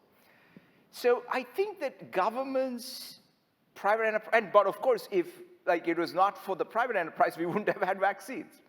And so I think that to me, Deborah, is the core of at least what I think is needed, which is we need all of the institutions. We need the market to function, we need the government to function, and we need our civic society to sort of be a check on both so that they all are functioning for all of us. No, so that's really helpful. And the academic in me can't help but add what a lot of people, particularly some of my colleagues here, also look on in those early days of Western development is the role of property rights. Yeah. And the lawyers, which of course is really interesting when you think about some of your words. Very important to have the lawyers. But the establishment of property rights which enable the market to function, 100%. which of course gets super interesting when you think about the evolution of things like artificial intelligence and how do you create property rights in a non-physical way. So I'm sure you have lawyers working through all of that. But just as we have just a few minutes left here, can you talk a little bit about if you were to be regulated, particularly in the areas either of artificial intelligence or the work you were describing on climate change, what would be the most useful kind of regulation? Is it financial? Would it remove some of the burden of quarterly reporting? Is it more on outputs? What do you want the accountants to do? Well, I mean, first of all, you talked about, I think the legal system and having the rules of the road that govern the functioning of the market, I think are most critical, right? So whether it's competition law, whether it is laws around that, for example, we know in digital products, you have network effects. In fact, people talk about the foundational strategy being something where you blitz scale, right? Which is you build something and then you scale it as fast as possible. One of the challenges is that you need to be able to make sure that unit of scale 1, you don't break things that are big in the world. So I think that that's the place where we need, we obviously, when it comes to introducing a new drug, we have clinical trials. But what is the mechanism for us to sort of recognize what are the right uses of facial recognition, what are the bad uses of facial recognition? So the unfortunate place where we go to sometimes is the blunt instrument, let's ban it all. Mm-hmm. The reality is that's just too blunt because what you're going to do is, in fact, get behind. In fact, that's where, in going back to our sophisticated way of functioning between market, state, and democracy, let's say, we will need more sort of mechanisms to both sort of have progress, which the market drives, then somehow have regulation that allows us to understand the unintended consequences in a quick way. And our regulatory frameworks, in fact, make our markets more competitive, not less competitive globally. That's what we have to sort of really create. So I welcome, so people say, oh, there may be some other way to do AI where unfettered, right? No rules, if you will. I think in the long run, that's going to catch up, right? If you have that, you are going to break something very, very big, and something very, very bad is going to happen. And so therefore, I do think that having this regulation or rules of the road govern how the market functions and the incentive structures function, the sophistication with which we have approached these hard problems in other fields, like our healthcare, or at least on the drug side, I think, or the nuclear side, or what have you, I think are going to be very helpful even in tech. So one last quick one. If you agree, as I certainly would, that having some kind of regulation would be very helpful, not only for citizens, but for the companies, who should be making the rules? Is it national? Is it international?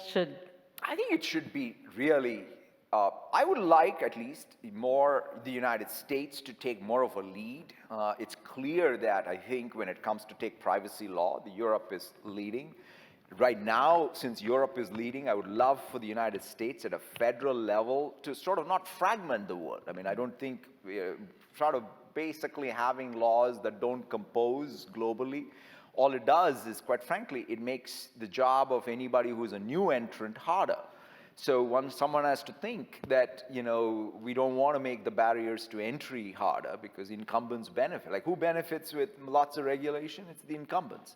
And so if you really believe in competition law, you have to sort of make sure that the regulation is being done once for the world, hopefully. If not, at least like-minded governments should need to come together.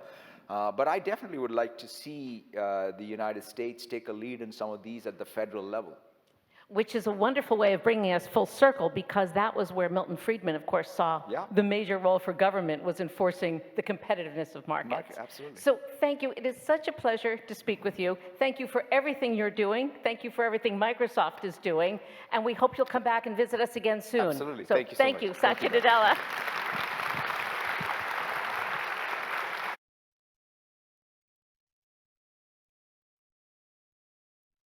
To invite to the stage DeVal Patrick, co-director of the Center for Public Leadership and professor of practice at the Harvard Kennedy School. Thank you, Deb. Thank you so much. You want the mic? I got it. Okay. I was pointing out just then to Deb, come on up, Sherilyn, that I have a microphone that actually works for guys, but a great point you've made. Thank you so much to Deb and to Satya for the terrific conversation, and to David and Brad for organizing, and to all of you for being here today. We are going to now talk about how companies keep their ESG commitments, and I am joined in that conversation by two extraordinary leaders and friends, Sherilyn Ifill, who is the former Director, Counsel, and President of the NAACP Legal Defense and Education Fund, and Fred Krupp, who is the current and long-serving President and CEO of the Environmental Defense Fund. And we welcome you both here today. Thanks for joining. We were meant to be joined, as the programs may say, by Gillian Tett, who is the chair of the editorial board and editor-at-large United States of the Financial Times, but she was on her way home from Ukraine and has been detained. So we safely, but detained, and so we pass on her apologies to all of you. So let's jump in. Some describe this moment, and we've heard this in some of the conversations today, live and pre-recorded, as our being in a shift from shareholder capitalism to stakeholder capitalism. And folks have talked about that. Just who are these stakeholders? Who are we talking about? Is it everybody except the shareholders? Or is there some connected interest? Well, I think it's particularly starts with employees of the enterprise who want to feel proud of where they work. Mm-hmm. It's the communities in which companies work, particularly the vulnerable communities. It is the territories, the governments which people operate under. It is the customers of the enterprise. So there's a variety of stakeholders for sure. Sherilyn, how do you think about that question? I agree, all of those for sure. But I've really come to believe that we have to begin to think about democracy itself as a stakeholder. That corporations, at least in this country, function within a democracy. And it's not a matter of, corporations, feeling good about democracy or being agnostic about it. They are creatures of democracy. You are incorporated by a state, which is a democratic governmental body that provides the ability of corporations to exist. The rights that corporations have are conferred through the democratic apparatus. It's important to remember that corporate personhood is derived from, at least according to the Supreme Court, the Equal Protection Clause of the 14th Amendment to the Constitution.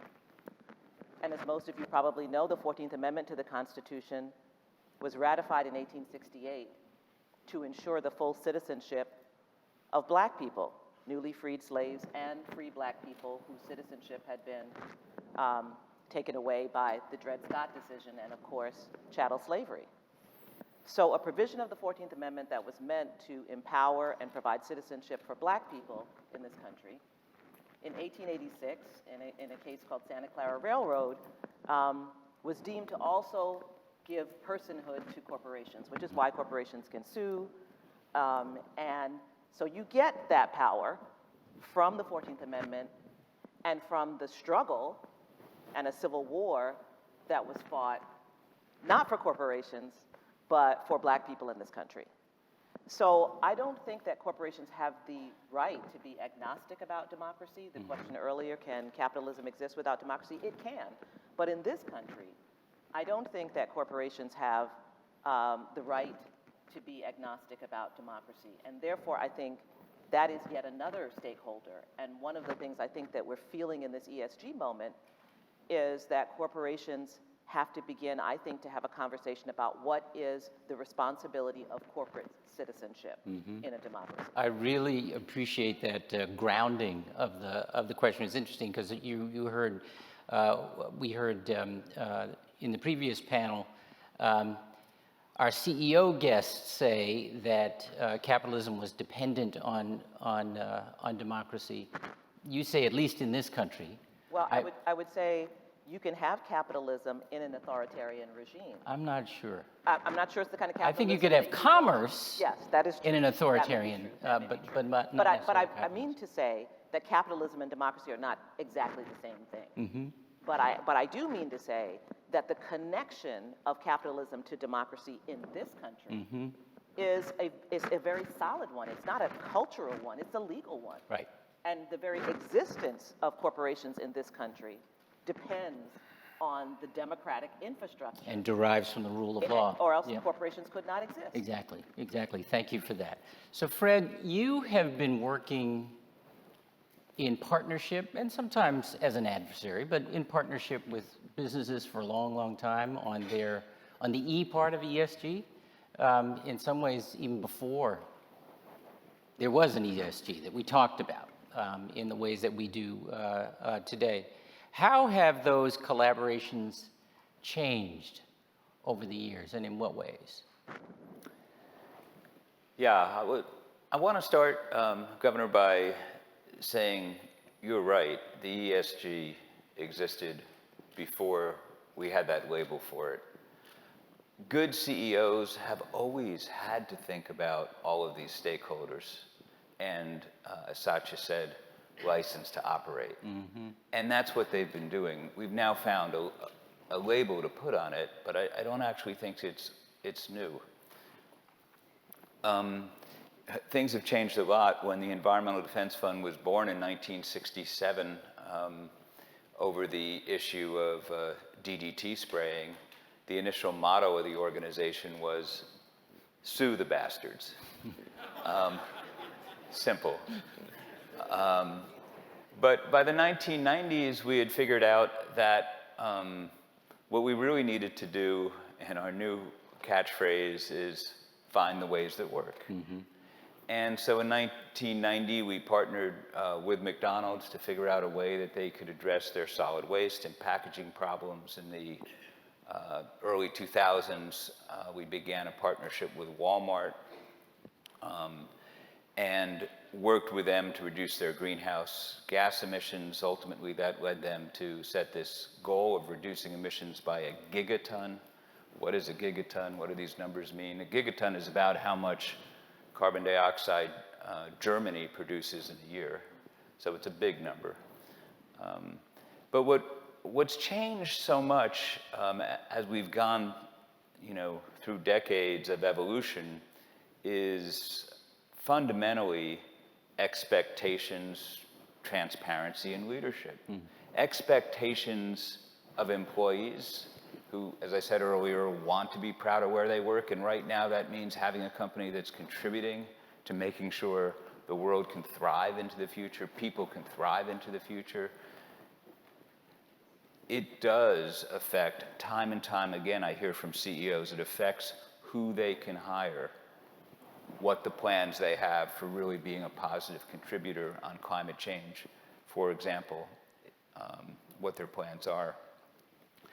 And transparency has also changed. We can think about it as visibility. But with social media, there's much more awareness of exactly what a company is doing in different places as we all become broadcasters. Sensors to figure out what pollution levels are have become very low cost.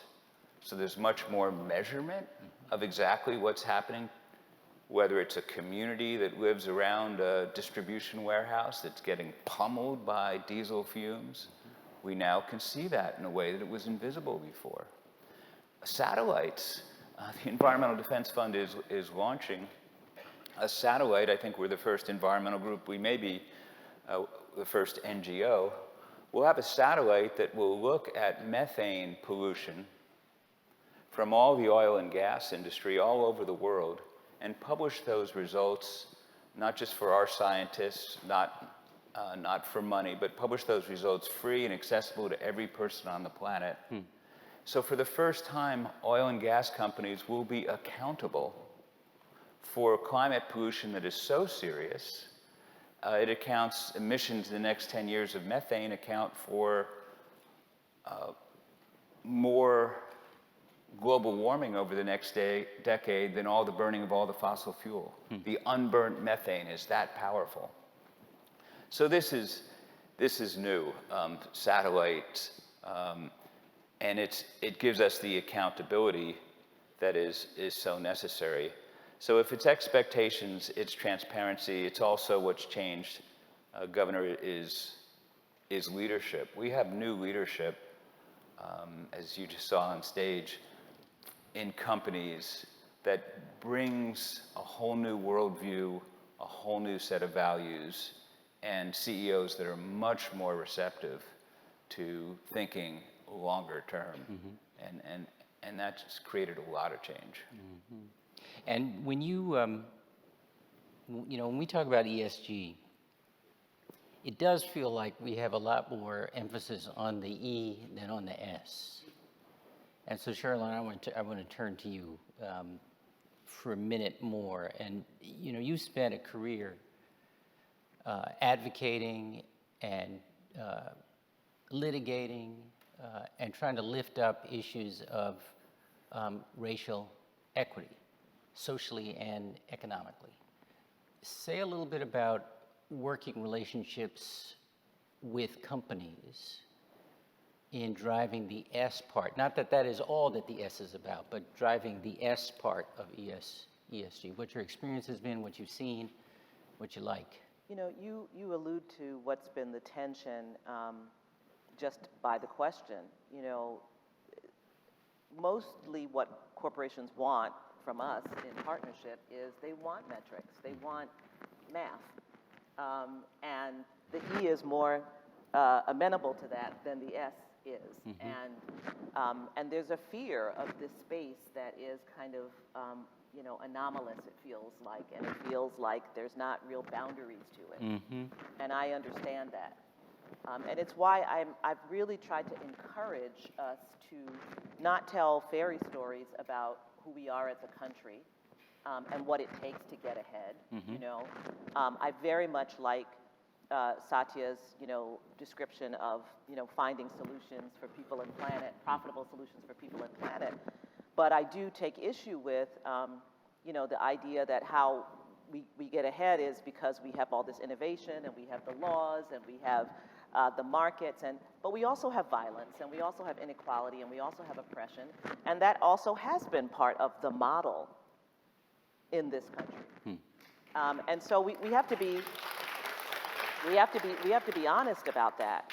And I have always, and the Legal Defense Fund in particular, has had a good relationship with business because we are very solutions oriented, but we are very honest about this truth and this reality. I do think there's a business model for it, and I heard some of that earlier, that there is a way to think about the good of your company that is very consistent with the goals of social equality and racial justice that I think has to be teased out and imagined. There's a wonderful piece in the Washington and Lee Law Review in 2019 by Lisa Fairfax in which she talks about, the old Greyhound bus case. In 1951, James Peck, who later became a kind of civil rights hero, white civil rights hero, had 3 shares of Greyhound and sought to include a proposal in the proxy statement about the use of segregated buses in the South. Now, the Supreme Court had already declared that segregation in interstate travel was unconstitutional, but as we all know, the practice in the South in 1951 was still to have segregated buses. And Greyhound fought that. And ultimately, the SEC sided with Greyhound that this was a social issue. This was a social issue and therefore not appropriate for the proxy statement. But as Lisa Fairfax writes in her piece, 10 years later, the image of that blown out, incinerated Greyhound bus that we've all seen from the Freedom Rides was probably not great for business either. And in fact, James Peck was ahead of the game, right, in attempting to have the company address something that actually wasn't a social issue, but in fact quite went to the business of the company. And so first, I think, is thinking about short-term and long-term. I'm so glad you said it. Yes. Because I'm not interested in businesses not being profitable. I think there should be a conversation about maximizing profits. That, again, does not exist in any state law of incorporation. You are not incorporated to maximize profits. Now, you may have decided that that's what you want to do, but let's just make sure we have it in the right category. That's not what you're compelled to do. You should, however, be profitable, but there's short range and there's long range. And if you're taking the long view in terms of the health and the vitality of the company, which is part of your fiduciary responsibility, to ensure the health and the vitality of the company, it may mean that maximized profits, but not maximized profits in the short term, may have to be sacrificed for a long-term vision of how you ensure that the company begins to operate and that the company is functioning as a corporate citizen within a democratic infrastructure. I'm restraining myself from saying amen. But there's a connection between the points you're making that's been on my mind and heart for a long time, which is this incredible emphasis on the next quarter rather than the next generation. By the way, the same behavior is part of our politics, right? It's the next election cycle or the next news cycle instead of the next generation. And the shift in many ways that I think this conversation is about and this movement is about is from seeing, moving away from short-term return to long-term value.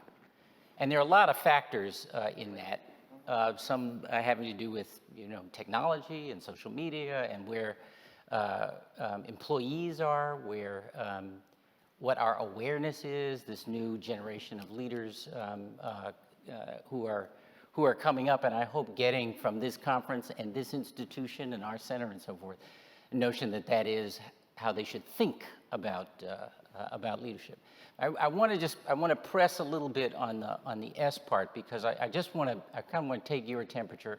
Yours too, Fred, about how much of ESG is about bad publicity or avoiding bad publicity, rather than making a better environment for and a more sustainable environment for the enterprise and all of its stakeholders. Well, of course, I've spoken with more business leaders since the, unrest and marches following the video of George Floyd than I ever had in my life before, because employees were pressing companies, and everyone was under a microscope, and I think it's perfectly appropriate for a corporation to think about publicity. I mean, in fact, that's part of the short-term, long-term piece that I'm talking about. Right. And that's the Greyhound example in some ways. It really is. It's the Greyhound piece, right? It's 10 years later. This is it. And you're at the center of it, and you're not the good guy. So I think that that's perfectly appropriate. But I do think that the problem goes back to my earlier point about whether corporations themselves see themselves as part of a democratic infrastructure, because the impetus should come from within the corporation to do what it would define as its part. And I think the idea that the corporation doesn't have a part, that its sole function is maximizing profits, and that it is not a citizen actor. We say to individual citizens that we have responsibilities. You get the notice for jury duty. Probably a bunch of you try to get out of it, but you shouldn't. That's part of your responsibility as a citizen. We incessantly tell people to vote. We denigrate, young people when they don't revere the vote, because those are citizenship responsibilities. And we all have citizenship responsibilities. So what are corporations' citizenship responsibilities? To democracy, not to just the corporation itself. And if corporations begin to internalize and understand the truth of where they emanate from, of what they are given by democracy. And I would say as well, Deval, because you know something about this civil rights history, what the civil rights struggle gave to corporate America in terms of your own stature in the world, where America had this imprimatur on it as being a place of equality and opportunity because of what was deemed the success of the civil rights movement. That was a gift to the business community that you use, that gives you moral authority around the world. Not the same moral authority you could have had in 1950. So you're benefiting, you're drawing from the vitality of this democratic push. And I think the conversation needs to shift from what adornment can we put on the outside of the corporation to satisfy ESG to how do we identify what is our core citizenship obligation within a democratic infrastructure. And then, I would suggest that when the democracy is in crisis, there may be even different obligations that one would want to think about. But I think that's where it has to emanate from. Not what are people making us do, not even just what are the employees making us do, but what is our obligation and responsibility given what this infrastructure, this democratic infrastructure gives us, which is, actually our ability to exist. Fred, how do you think about the role of bad press, or the specter of bad press in the ESG conversation? Well, I think it relates to the fact that right now the world is more transparent. And so there's a need for companies, said a different way, it was a lot easier to spin your way out of bad press 20 years ago than it is in 2022. Because there's visibility of what the company is really doing, what their actions are, what their footprint really is, that living your values, being who you say you are, has become much more important. And because we live in a much more visible role. And I think that is a great phenomena. I think it helps us tremendously. So I want to be or try to be a devil's advocate here on just one point. I think I may be the only person who's ever served in public life who doesn't feel like I have to express a public opinion on everything. And so we're a little off the ESG, but back to the conversation about ESG commitments, but where a leader in a corporation should express on his or her behalf or on behalf of his or her company a point of view. I'm going to grant easily the question about democracy. When the democracy was threatened, is threatened, it is the context in which corporations operate, although not every CEO sees it quite that way. When should a company or a company's CEO express a point of view publicly? Well, CEOs are people too. And so I think I think the perfect example was Ken Frazier after President Trump's comments after Charlottesville. I think that at that time, Ken Frazier sat as a representative of Merck on the President's Business Advisory Council. And I think that Ken was thinking both about the corporation, but also thinking about himself and his own personal moral compass, which every CEO is entitled to have. So I think that a CEO can be driven by that moral compass, and I think most would be careful to say when they are speaking as themselves and when they are speaking as, head of the company. Yep.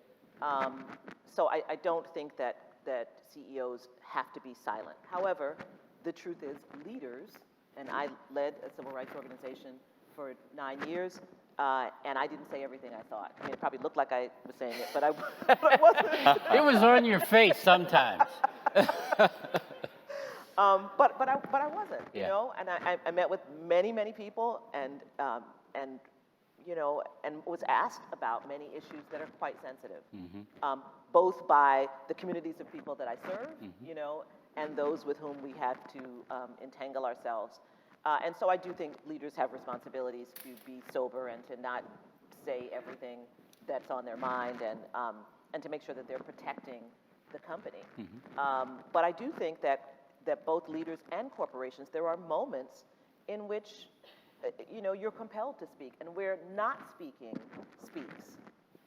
And so I think it's identifying what those moments are. If there are thousands of people violently attacking the Capitol, right, and trying to overturn the results of an election, and you feel like, I'm not sure I want to say anything about this, that speaks volumes. And so even in my own leadership at LDF, there were things that happened in this country where, I would be up that night writing to the staff, thinking, how am I going to write to the staff? Because I know they're experiencing personal pain, and I need to say something. The Pulse nightclub massacre, I remember that was one where I had to write to the staff. Obviously our issues are principally about race, but obviously we're allied with all, civil rights issues. But most importantly, it was a moment of incredible pain. And so there are times when you have to speak. Sometimes it's internally. That's such an important point, too. You know? Who are you talking to? Yeah, there are different audiences. Right. And so there are circumstances when you have to speak to your people, Yeah. the stakeholders within the organization. Yeah. Or I see instances where corporations speak to their consumers, Yeah. to their, or speak to their suppliers, or whatever is the constituency. It's not always that you're speaking to the whole world saying this is what we think. But there are moments when you're driven to engage a stakeholder, I think, at a moment when to not speak would speak volumes. So Fred, I want to press a little bit on this point about when to and when not to. And Sherilyn's, I think, brilliant example, well, you are brilliant all the time, but example of Ken's brilliant leadership in the wake of Charlottesville included the important fact that he was at that time serving, was he chair or was he a member? Was he chair? I don't remember if he was. Are you nodding? He was chair? Yes. He was chair of the President's Industrial Council, or I think that's what it was called. And so he resigned and explained his resignation in the context he did. So it was but if he were not on that, if he was not an invitee to participate, he was just sitting there minding his own business as chairman of and CEO of Merck. Is that an example of when a CEO should nonetheless? Well, I think Ken should have and probably would have spoken out whether he was on the council. I know or it's not. sort of unfair because we know who he is. But the all of the examples Sherilyn gave, I completely agree. Whether you're CEO of a for-profit or a nonprofit, there have just been moments in the last few years where, as leaders of an enterprise existing in American society, we had an obligation to speak for what is right and what is just. And so I also agree with what's been said, that you can't use that, you can't do that too often. You have to be selective, and it's a question of judgment. It requires judgment. But those examples, Charlottesville, George Floyd, the insurrection, they were not hard judgment calls. Mm-hmm. Well, after George Floyd, go ahead.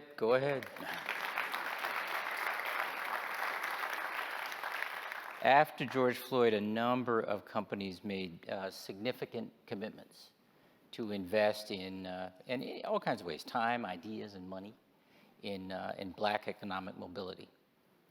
How should we measure the progress against those commitments? And whose job is it to do so? You want to start, Sherilyn? Yeah, I think this is the tricky part that hasn't been figured out yet, and is where the rubber meets the road. I will say we tried to offer up what we thought were some criteria and ways that, there could be a continuing dialogue with corporations about, commitments that they might be making. Mm-hmm. But I think there's a lot of work to be done here, and I find this to be actually an exciting space. There are a number of companies that have undertaken civil rights audits, which is an extremely rigorous and comprehensive process performed by outside auditors with experience. Mm-hmm. It's a look inside and also at outward behavior, right? It is, Mm-hmm. and it provides like a full 360 for the leadership of the company to understand what all of the various issues are, internally in terms of what's outward facing, in terms of investments, in terms of communication, and so on and so forth. I think that process is starting to pick up. I know, Airbnb did it a few years ago, and I think found it quite helpful and useful. I think we're strongly encouraging corporations to get on this thing. I mean, some are saying, well, we'll do our own audit. No, that's really not it. And to try and use this instrument and the council of people who do this work. I'm not a civil rights auditor, but there are others who actually do that work, to work with them on how to create metrics for their company and how to customize it. It's not necessarily one size fits all. Mm-hmm. Of course, some core elements, but different businesses operate in different ways, and so I think that's one pathway to thinking about it. I actually also think that there can be industry-wide criteria that are developed within the industry. I don't hear people talk enough about the Sullivan Principles, which you may remember from the 1970s, was first proposed by Leon Sullivan, Reverend Leon Sullivan, a Black pastor who was a board member at GM, who created a set of principles for companies doing business in South Africa and then apartheid South Africa. And they grew. There were originally 6. They added another one at some point in the 80s, and so there's precedent for businesses creating collectively, a kind of template of how to engage around certain issues. I certainly think what we saw in the voting space in 2021, which I think started out really in large measure because of the leadership of Black executives like Ken and Ken, yep. And many others, and kind of fizzled with the growing threats from state political actors against corporations, which is real. That is a real thing. We can't just say, oh, well, the corporations just do it anyway. I think it's an opportunity for us to talk about that. The Supreme Court has said in 1880 that the right to vote is preservative of all rights. So if you have internalized a democracy focus, that can't be off the table, right? The ability of every eligible citizen to participate in the political process and to be able to cast a ballot and have that ballot counted. And I think being able to have conversations within the corporate world about what are the core elements, and I tried to start some of these conversations in September of 2020, the peaceful transfer of power. These are not partisan battles. These are core elements Well, they didn't used of to a be. democracy. Well, apparently, there's some sense of confusion about it. But I think just even beginning those conversations, because I think, being educated, I mean, if I can be honest, probably not the majority of the people in here knew what I was necessarily talking about when I talked about the Santa Clara case and how corporations, became persons and the 14th Amendment. And I think there's a lot that the business community can learn itself also about the democratic ecosystem that surrounds it and from which it emanates. And enables it. Right? And enables it. So I think having those conversations and being willing to become educated, and certainly I'm often educated by CEOs about, business practice and what some of the limitations are. And I made reference to a law review article, and I think the author is right up there now, Lisa Fairfax, and her brilliant Washington and Lee law review article from 2019. I think it's called Social Activism or Shareholder Activism, but it includes the story about the Greyhound Bus Company, and she's a brilliant business law professor at Georgetown Law School, and I really recommend it to all of you to go deeper into some of that discussion. Fred, and you brought up Greyhound again. I want to come back to the impact of bad press. If bad press has been part, not all, but part of what has driven folks to think about, and maybe I should describe bad press broadly as not just the media, but bad reaction from the larger stakeholder community. If that is what has driven more or contributed to more and more companies thinking seriously and making ESG commitments, are you seeing some driven for the same reasons to be nervous about reporting their progress on ESG commitments? They make these commitments, and we were talking about commitments in the wake of George Floyd, but there are lots and lots of environmental commitments alongside those, right? Years ago, many companies committed that by, in the early 2010s, 2012, 2013, many companies committed that their supply chains would no longer cause the destruction of tropical rainforests. They wouldn't source palm oil from jurisdictions that did that. There was no way to track it, and I can't think of a single company that met that commitment, including companies that were applauded loudly for doing it. Some of these commitments are made to satisfy the moment. Some of them are made with very sincere intent. I'll say most of them are made with very sincere intent. But unless there are plans with steps and that are actionable, these commitments over time on environmental issues have a history of being made and not delivered on. So today, many companies, an increasing number of companies, thankfully, are committing to get to net zero. We had, a year ago, 8% of the Fortune 500 companies have made that commitment. And today, just 12 months later, we're at 25%, a tripling in 1 year. But too few companies yet have released their plans for how they're going to do it.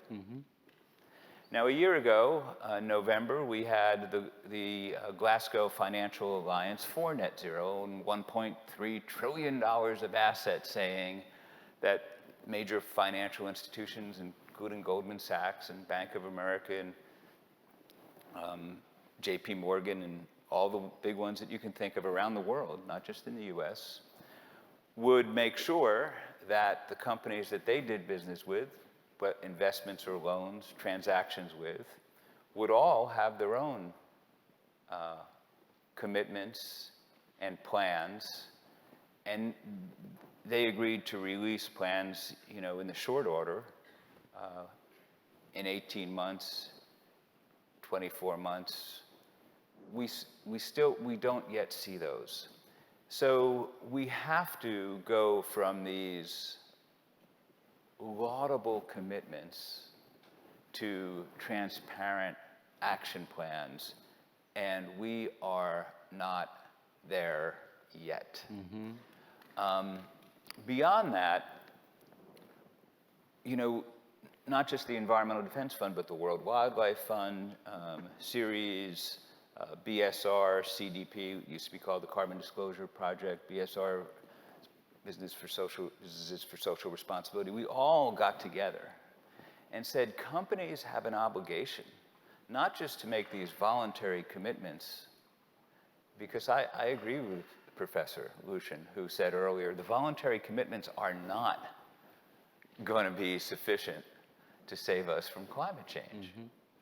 We need to ask companies, and all those organizations with EDF created something we call the AAA framework, that demands of companies that they participate in our democracy and support the sort of laws and regulations that will create a level playing field and the standards that will guarantee that we reduce as a country our emissions by the 50% or 52% that President Biden has pledged by 2030.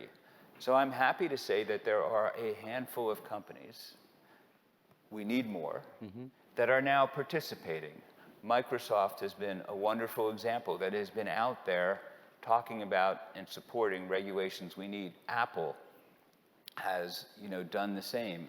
The recent climate law that we celebrated in Washington, the biggest positive thing Congress has done on climate ever. $369 billion of incentives. That was supported by a series of companies, Salesforce and Danone. Not a lot of companies, but a handful of companies. This is part of being good on climate, is making these commitments, then having the plans, and also supporting the public policies that make sure we in the United States do our part, and supporting the public policies elsewhere in the world that make sure together we come out of this climate crisis whole and ensure our future. I was thinking the other day, it's kind of like, I don't know that we often think about it this way, but we should understand the stakes, at least on the climate side. It's like we're in 1939 and Winston Churchill is standing up and saying, wake up. Something's qualitatively different. There's a monster there. We can't continue as business as usual. So we're 2022. There's something qualitatively different. We see 33 million people were flooded out of their homes in Pakistan in the last few weeks. We've seen the wildfires in the United States, in Germany, in Europe, in Australia. Something is going on, and there is a monster out there. It's climate change. Every institution, including Harvard and MIT, all the universities, we need to continue to teach Shakespeare, absolutely. But we also need to figure out what do we do that is beyond an incremental change, so that together we create a future where people and nature can thrive. You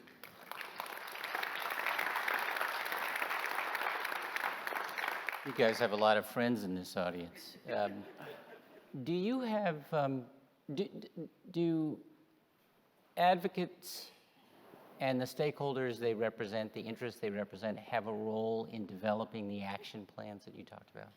Yes. You think so? Yes, I mean, we need to push, but we need to pull, and we need to help, and we need to support. And so in the Environmental Defense Fund, we've created something we call Pathway to Net Zero, and also an accelerator. So we will directly work with businesses who want to get there and make available to them resources that we've created and that other environmental groups and universities, consulting groups have created to help people on their way. But these would be Fred, strategies specific to this company or that one? Yes. Or, okay.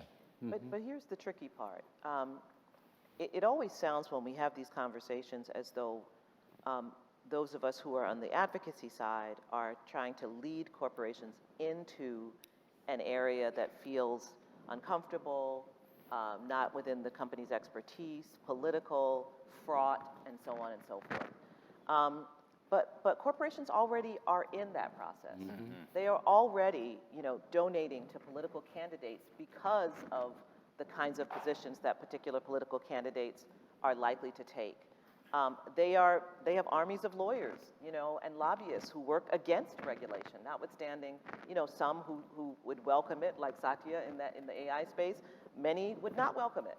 And so they are in the space, let's just be clear, and they're working at cross purposes to this at the same time. And so we just have to put that also on the table, because that's part of the push and pull, and it's one of the reasons why I feel unapologetic about suggesting that there is nothing that prevents corporations from entering the space with the democracy lens, because they're in the space. They already know how to do it. They know how to do it. And part of the audit, I assume, Yeah. is examining these It's other examining ways. all these other ways, Yeah. because you cannot be talking the talk and having signed this wonderful manifesto that everyone's agreed that we're going to sign, and then your practices and your policies demonstrate that you're actually significantly investing in something that is quite the opposite to what your stated position is. So there does have to be that alignment, and that's why it requires some study as well, internal study.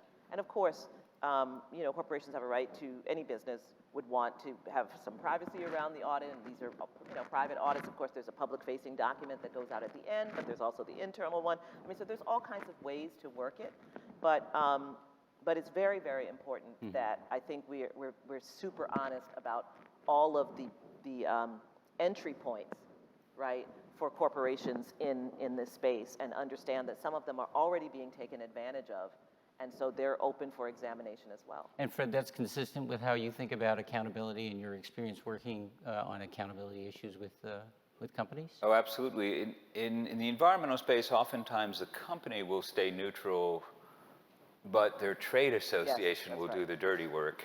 And so we need to continue to hold companies accountable for getting out of trade associations like that, or just openly breaking with their trade association, and throwing a spotlight on that.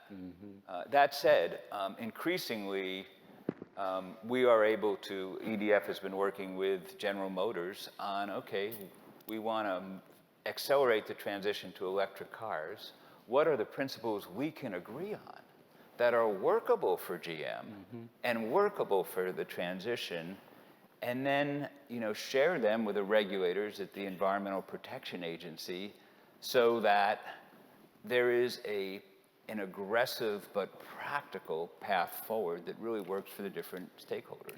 Doing what works, focusing on what works. Finding the ways that work. You finding the ways that work. I was looking for where I wrote that down. You said it earlier, and I appreciate it. And it's interesting, too, that I'm just reflecting back on what our colleague from Harvard Law School was saying in his presentation earlier, that ESG is not an alternative to regulation. I'm not sure that was ever its view or its intention. It's an acknowledgement that none of the big challenges that face us, the ones that you guys have worked on and others, as humankind, will be solved by one sector on its own.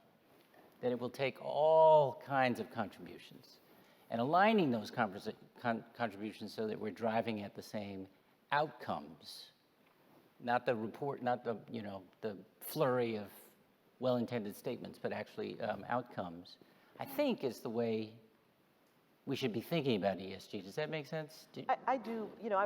I'm writing a book now about, the moment that we're in, the democratic crisis that I think that we're in. And one of the, areas that I'm writing about is the ecosystem of a democracy, what it takes to pull together all the pieces.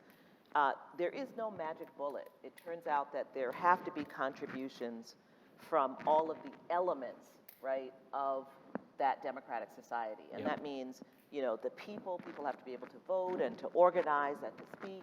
Obviously, government has to function effectively, and when it doesn't function effectively, that's deeply problematic.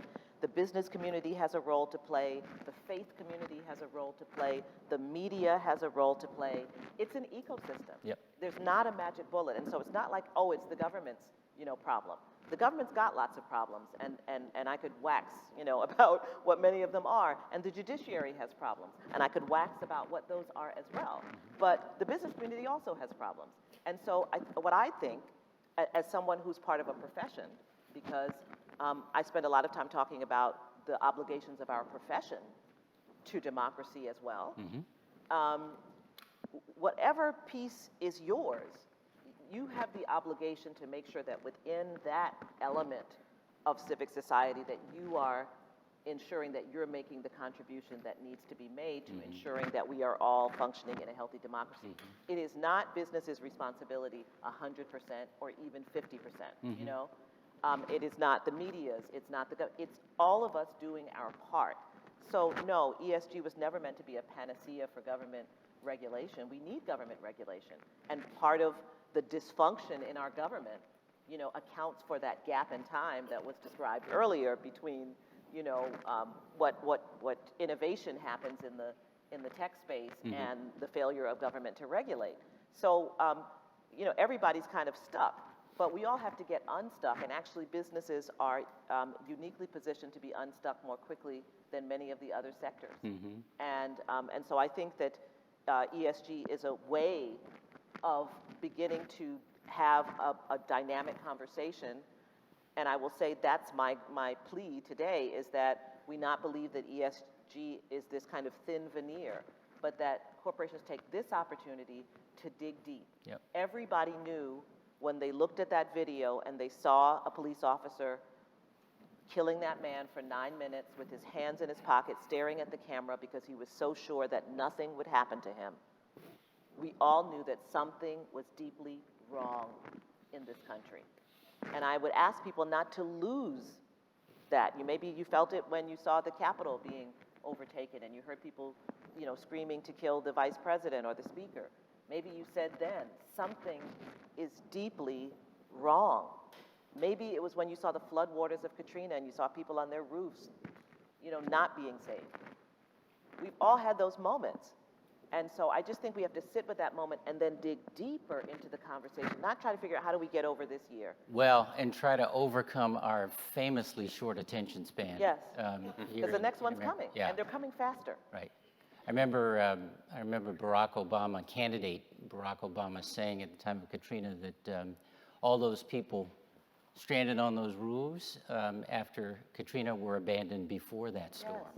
Yes. And trying to keep that in mind as we try to heal our world, I think, is a part of ESG. And Brad said this morning, I don't know whether you sense it as well, in effect, a year ago, ESG felt like table stakes.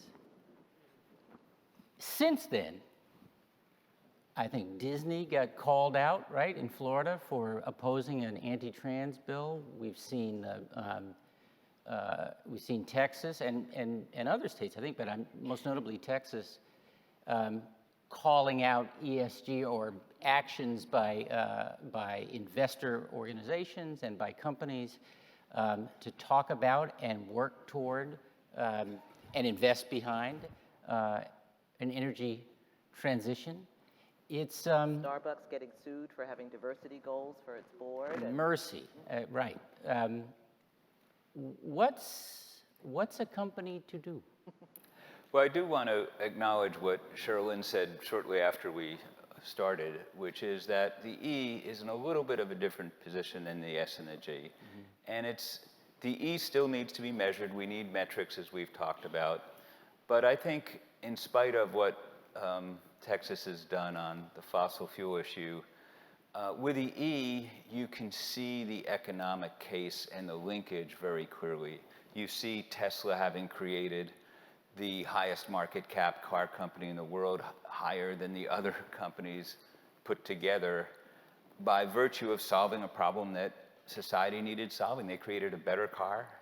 It's better to drive, it's more fun to drive, and electric cars are, and it's much better for the climate. And so, but now that's been heightened even by, of the $369 billion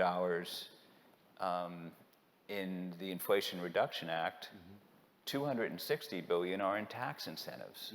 So technologies that were out of the money a few weeks ago are now in the money. And so I guess what I'm saying is on the E part, the idea that there are risks, reputational risks, business risks of sticking your head in the sand and ignoring we are going to have this transition.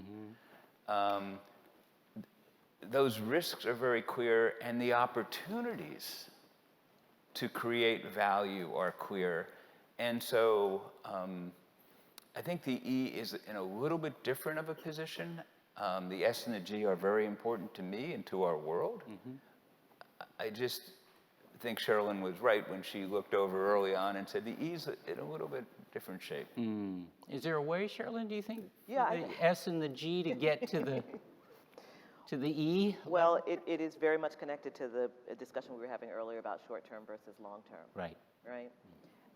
So, I've been working for many years on the issue of law enforcement violence against unarmed African Americans, men and women, and the cost to our society, the cost, first of all, to the lives and families of people. And we have seen, unrest in cities around the country.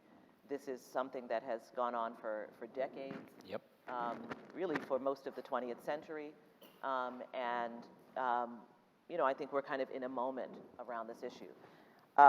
We have talked about the need for accountability, that there basically is an infrastructure that surrounds law enforcement in this country that makes it very difficult to hold law enforcement officers accountable for killing people in this way, and for engaging in misconduct, for engaging in racism, targeting, police brutality, and so on and so forth. One of the things that I wanted to do and that we were effective in doing when I was leading the Legal Defense Fund was I wanted to have people begin to understand how much money goes into paying off settlements for misconduct. Yep. Right? So we created a database, and you can actually find it on the website of the Thurgood Marshall Institute. It's called the National Police Funding Database, and it first of all tracks how much money the federal government gives in grants to police departments, and then shows how those police departments pay out millions and sometimes billions of dollars in settlements to families and individuals because of police brutality and misconduct. And we've been looking for partners, in this. This is, if we wanted to just talk about the money piece, there's a lot of conversation about, defund whatever position you hold with regard to it, but very little conversation about this money that just goes out the door. And you may have read this week in the New York Times that insurance companies have now decided that, at least some of them, that enough is enough. That they are paying out so much money, right? Because, and this is why there's been no will to move, because the city's using their insurance, right? The police officers are not paying. It just is part of the cost of doing business. But now So there's a market response. Now there's a response. And the insurance companies have said, you got to fix this, or we're not going to insure you. We're not willing to pay out this much money. Now, they're not marching. They're not saying Black Lives Matter. They're saying it has reached a point where, as a business matter, we're not going to keep insurance. It's like if you got into a car accident every week, right? At some point, the insurance company's going to say, you may not be worth it, right? So, but one could have tracked that long term, Yes. right? When we began talking about the settlements Yep. and that were being paid out. Yep. And so I think it is embedding a sense of, and maybe internally, a study of some of the long-term consequences of these actions on business. I do think that there has to be a democracy imperative itself, because I think people feeling unstable, I think people leaving downtown, there are all kinds of ways in which you could calculate how, for example, police violence against unarmed African Americans might affect your bottom line business model, right? So we could do that very easily. But there's also a long-term piece. Yeah. It is costly. Oppression is costly. Right. It's not free. You have to do things. And not just to the oppressed. And not just to the oppressed. By the way, don't hear me, anybody out there, to trivialize the cost on the oppressed. No, but I'm just saying it's when not limited people to. say, is there a business? Yes, Yeah. it actually costs money. I mean, the part of what was, ensuring that there could never be truly separate but equal in this country is that you just simply couldn't afford to run two educational systems that were equally funded. So they just funded the white one and didn't fund the black one, right? So the financials are always in there. And I think it requires study and pulling it out and having the will to understand what that cost is. When you talk about and we're near the end of our time, but when you talk about the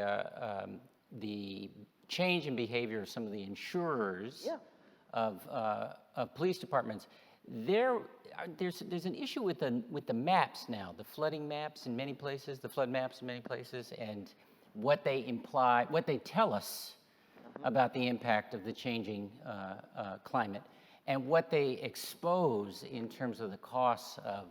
Can you say a little bit about? Because I just have the tip of the iceberg here.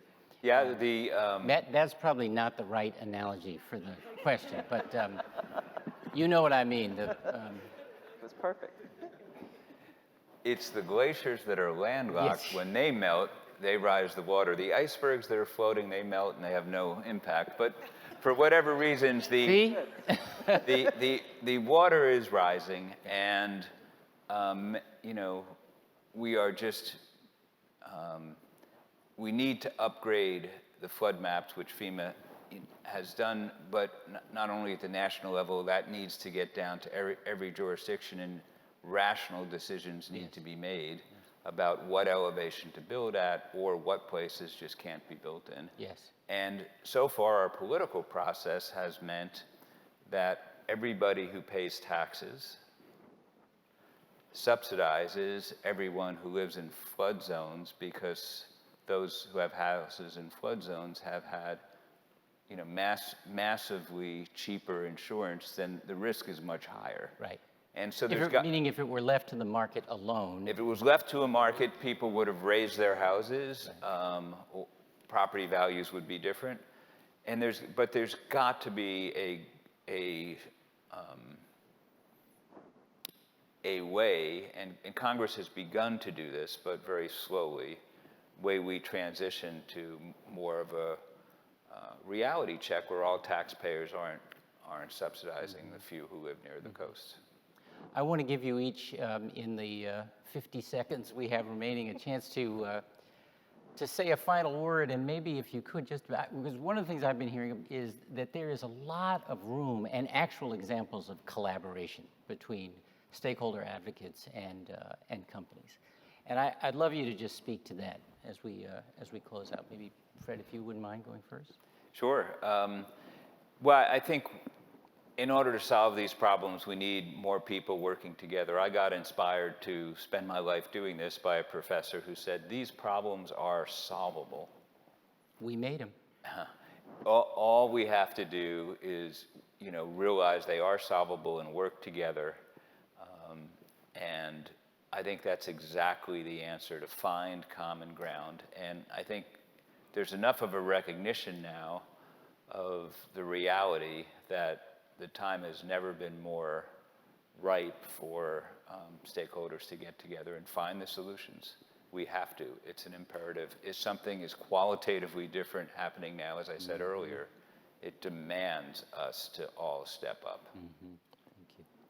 Yeah, likewise. I'm fiercely committed to democracy, and I do believe that everyone has a role to play.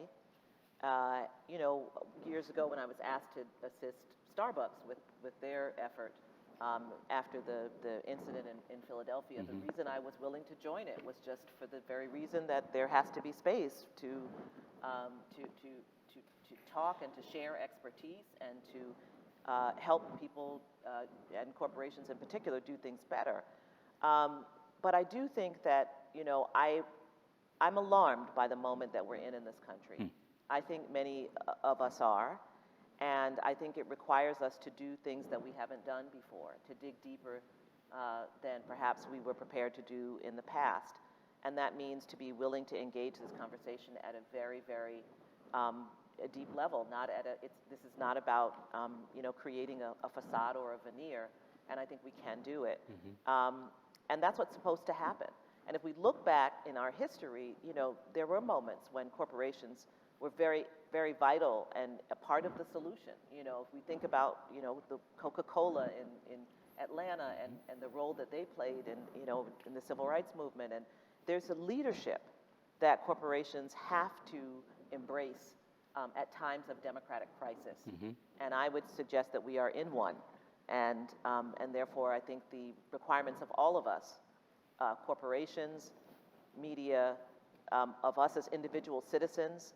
You know, we see people standing in line for 9 hours to vote in Fulton County, Georgia, in the primary in 2020. Apparently, they thought they should do things that they had never done before. You know, for 12 hours in Harris County, individual people, and that was in the middle of a pandemic, were risking their lives to operate at a citizenship level that perhaps they never have before. And I think that's required of all of us, and that's what's both challenging about this moment, but I have to say incredibly exciting about this moment as well. Cheryl and Eiffel, Fred Krupp, grateful that you're here today, and thank you for your leadership.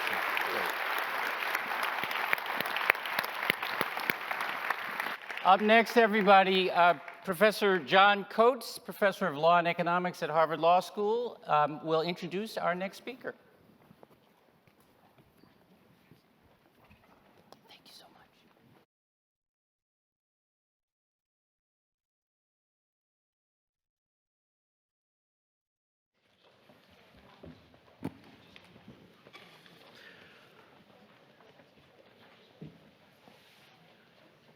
So that was a hard act to follow, but we have, I think, somebody who's up to the task that I will introduce in a moment.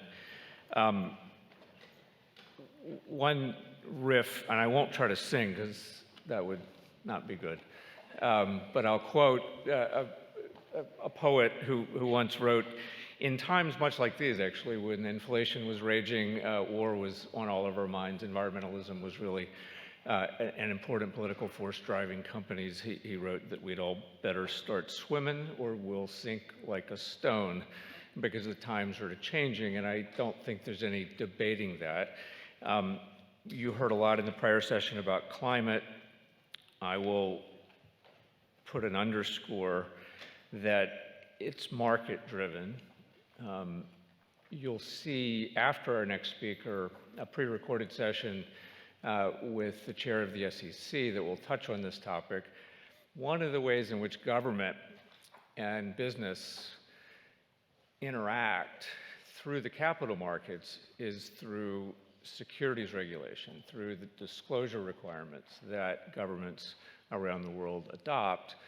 And there is, as you probably know, pending a proposal to require standardized climate-related disclosures from the SEC. I suspect we'll hear something along those lines from what the European perspective is on this, and the British. European still fair to call? It's sort of, okay. The British and rest of European perspective on this. One thing I want to note is that in Europe, disclosure requirements are imposed not simply on listed companies, which we do too, but on large private companies of any kind.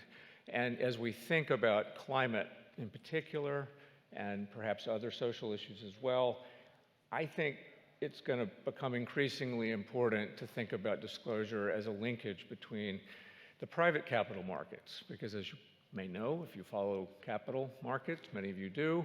We've got more than 1,000 unicorn, billion-dollar non-listed companies in this country. We have a massive capital market in the form of the private equity industry, which is more or less permanent now. Secondary buyouts, trades between PE funds allow companies to be very big, very well capitalized, raise lots of money from actually thousands of dispersed people, because the fund investors are funds, pension funds, and endowments who are on behalf of thousands of dispersed people. And yet technically they're outside the current US disclosure system.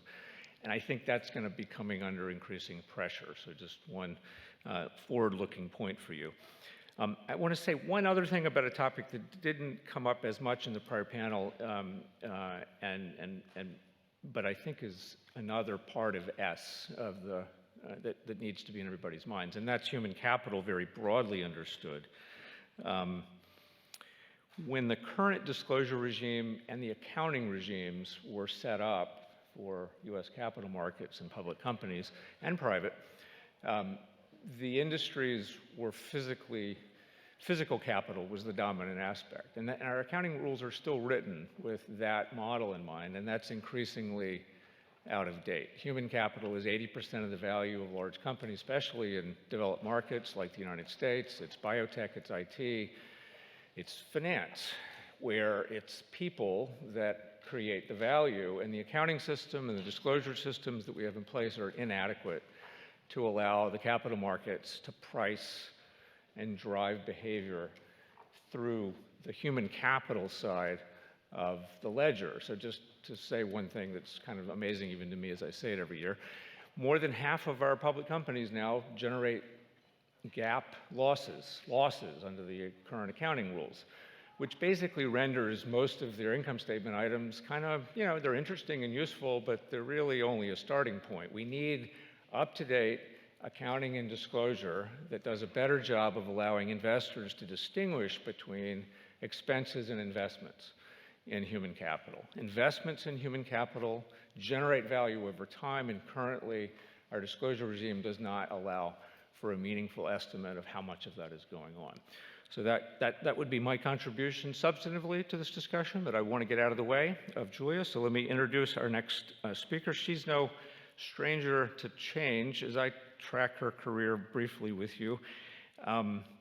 She started at JP Morgan at a time when the emerging debt capital markets that she was studying were liberalizing and taking off, so that was one period of big change. She went to Irish Bank DEPFA right about the time that Lehman collapsed, and I suspect generated a fair amount of change she was not expecting in that role.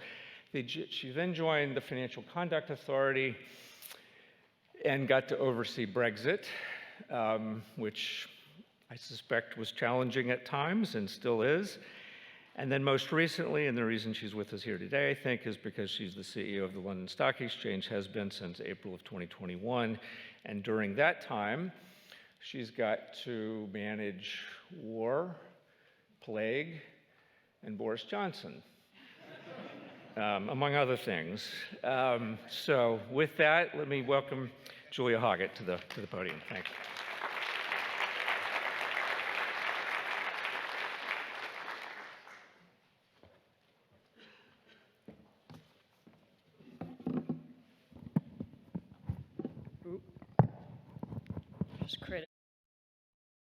Good morning, everybody.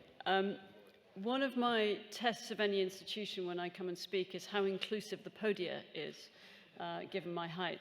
And I'm very grateful that it has been made inclusive. I am, however, very conscious of the fact it then rather excluded Professor Coates when he was making his remarks. So that's a lesson I've got to learn for the future, I think. And thank you, Professor Coates, for your kind introduction, and to the various schools of Harvard that have come together to create this event today. Before I turn to the main topic of my speech, I'd like to start by saying a few words about the death of Her Majesty the Queen. On the 19th of September, on Monday, we'll say a final goodbye to someone who, for us, as Brits, was the mother of our nation, and for millions around the world, admired for her decency and dedication to service. As President Biden said last week, she defined an era.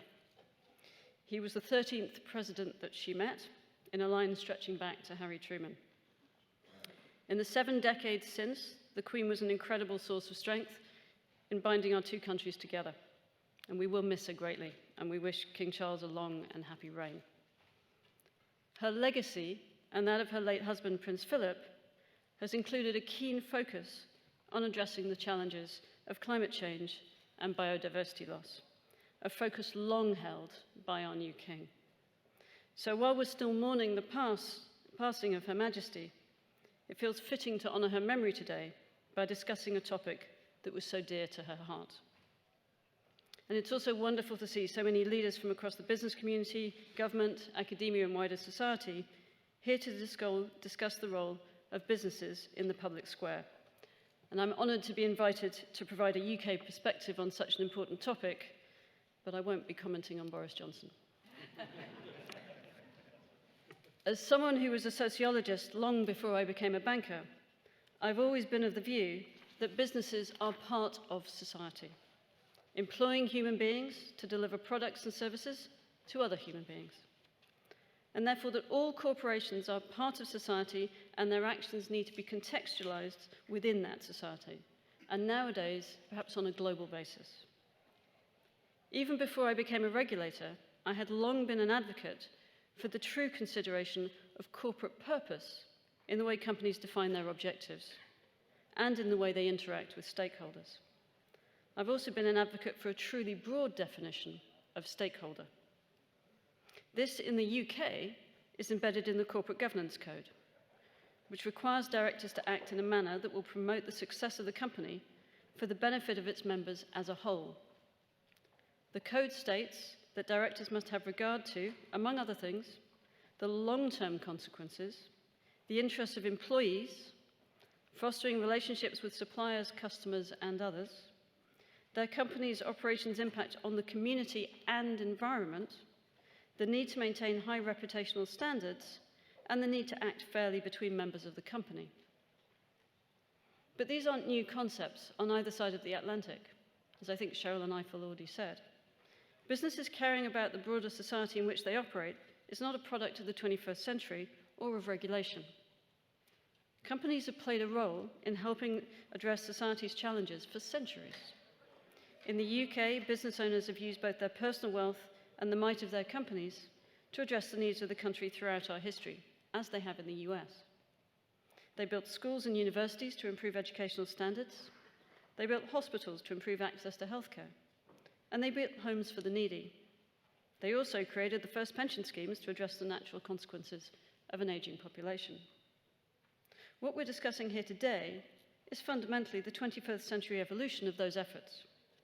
In Europe, an increasing number of business owners have evolved their thinking into a view that being driven by corporate purpose and serving all your stakeholders is simply good business. One of the biggest challenges of our lifetime is, of course, climate change, an issue that we've been focusing on for many years at the London Stock Exchange Group, and I'll focus on here today. When I arrived at the exchange, a component part of the London Stock Exchange Group, I set out an aspiration for making ESG BAU in our efforts to transition to net zero. That is, creating a roadmap to ensure that environmental, social, and governance considerations connected to the transition to a net zero economy are considered business as usual in the way our exchange functions. My colleagues cautioned me that ESG as BAU is easy to say. It's only 8 letters, but it's really hard to do. And they're right, and I'm under no illusions as to the size of the challenge. But let me explain why our business has chosen to focus on climate change, what ESG as BAU means for us today, and what our pathway is for the years ahead. I wrote this speech from my family's home in North Yorkshire, a county in northern England where the traditional view of lush green fields was replaced this summer by what looked more like a postcard from the Mediterranean. We've had the hottest summer temperatures in England since records began in the 19th century. We've had wildfires on the fringes of London, drought, dust devils, yes, dust devils in England, a country that's better known for its unreliable trains but incredibly reliable rain. And Europe has seen its biggest rivers dry to levels that are not just impacting the environment, but also food production, transportation, and industrial output. And I'm afraid to say it isn't much different on this side of the Atlantic. from wildfires to droughts to extreme temperatures, we're seeing the effects of climate change unfold before us. And while we can fixate on the impact on the global north, it's also clear to see from recent events in Pakistan to the droughts facing East Africa and the rising sea level in the Pacific threatening island nations, that the true human and economic impact of climate change is already being felt in the global south. The science and the evidence before our eyes is undeniable. So at LSEG, there's no question in our minds that addressing climate change is one of the most pressing challenges for our generation. And that includes for those of us who are managing businesses. And while inflation and energy shocks will need to be addressed in the short term, the lead time and scale of change required to move the global economy onto a more sustainable path is something that as leaders and custodians of our businesses, we cannot ignore. Anyone who does so will do so at their peril. And I'm not just talking about ignoring the obvious environmental and societal consequences of climate change, or the ability to effectively manage your climate change-related risks, both of which are critically important. But today's generational shift in capital also represents one of the greatest commercial opportunities in decades. In the application of long-standing technologies like solar across Africa, to emerging technologies from green steel and hydrogen to meat alternatives, and to expanding increasingly established market like wind power in Europe and the US. And climate change genuinely matters to investors. 150 of the 180 global asset managers we've spoken to now take into account sustainability performance when evaluating investment opportunities. More and more funds, some of the biggest in the world, are switching to benchmark their core passive portfolios against climate-adjusted indices, in many cases produced by LSEG's FTSE Russell. What this means in practice is that as investors seek climate-adjusted products, if your business does not have a properly articulated climate strategy, then you'll probably be left out. And if you're not included in those funds or portfolios, that means two things: less capital flowing to your business, and consequently a higher cost of capital. LSEG data shows that 98% of institutional investors take ESG and sustainability data into consideration when deciding whether to invest in a company. And the Glasgow Alliance for Net Zero, GFANZ, one of the many acronyms that the transition to net zero has created, an alliance of which we're a founding member and where our group CEO leads the workstream on real economy transition plans, and that is backed, has been said, by more than 450 member firms representing more than $130 trillion in assets under management, aims to have net zero emissions on members' loan books and investment portfolios by 2050. So climate change plans are vitally important, not only for the companies themselves, but for those that invest in them, lend to them, and insure them. So what's the role of London Stock Exchange in all this? While we're a UK-based organisation, we're also Europe's largest exchange and the world's most international exchange. 38% of the companies listed on our markets are international, and 60% of our investors are international. Our group is also one of the world's leading suppliers of data and analytics to financial markets, including ESG data on over 80% of the world's listed companies by market cap. And we're one of the world's biggest index providers through FTSE Russell. And from this position at the heart of the global financial markets, we see our work broadly falling into three categories: enabling investors to channel capital into the green economy and into the low-carbon transition, enabling dialogue between issuers and investors and with policymakers as they seek to speed up the pace of change, and enabling higher standards in ESG data and disclosure to help investors direct capital to where it needs to go.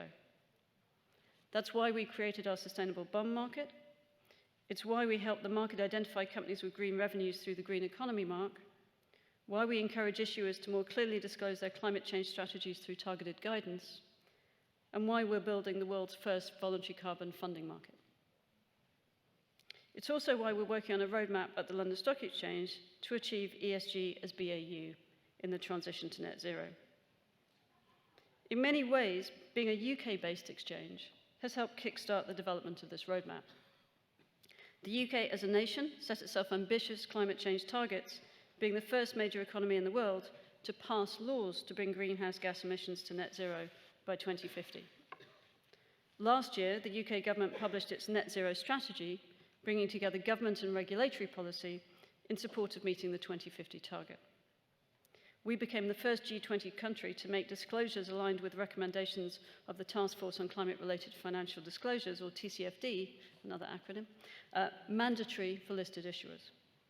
And at COP26, the UK government went a step further by announcing we will become the world's first net zero aligned financial centre, requiring UK financial institutions to have robust transition plans setting out how they will decarbonise. At LSEG, we've now published our own climate transition plan, which sets out our ambition to be net zero by 2040. The government has also indicated its intention to adopt the corporate reporting standards of the International Sustainability Standards Board, the ISSB, again, another acronym, which will build on TCFD as part of its upcoming economy-wide sustainability disclosure requirements. The UK is also designing a green taxonomy, which will set out the criteria which specific economic activities must meet to be considered environmentally sustainable. These efforts are also supported by the international work of the Task Force on Nature-Related Financial Disclosures. You can guess it, it's another acronym, TNFD, which the UK government funds and supports, and which will provide a complementary framework for corporate and financial institutions to report on and act on nature-related risks, in order to shift global financial flows away from nature-negative outcomes and towards nature-positive outcomes. With this policy and regulatory backdrop in mind, and supported by policymakers and regulators issuing such a powerful signal to the market, at the London Stock Exchange, we're seeking to firstly identify the gaps in our current capital markets ecosystem that are hindering the market from embedding the net zero transition into the valuation of every asset. In other words, what's preventing our markets from adopting ESG as BAU in this context? And two, addressing those gaps, either directly where it's within our gift as an exchange, or by influencing and encouraging others, be they market participants, regulators, or policymakers. An example of this is where this is already happening is in relation to the voluntary carbon markets. As markets are increasingly able to put a price on carbon, and as companies increasingly commit to the transition to net zero, carbon credits are now an important part of achieving these commitments, and building markets to facilitate those flows becomes essential. We identified a problem, however, as the demand for carbon credits has increased. Both the supply of high-quality carbon credits and the supply of financing to the projects that generate those credits has failed to keep up. In response, at the London Stock Exchange, we're launching a new voluntary carbon market designation that will do three things. It'll help drive huge amounts of funding from London to the projects we need globally to help mitigate the worst effects of climate change. It will help ensure the use and disclosure of metrics to enable accountability of those running and investing in carbon capture and reduction projects.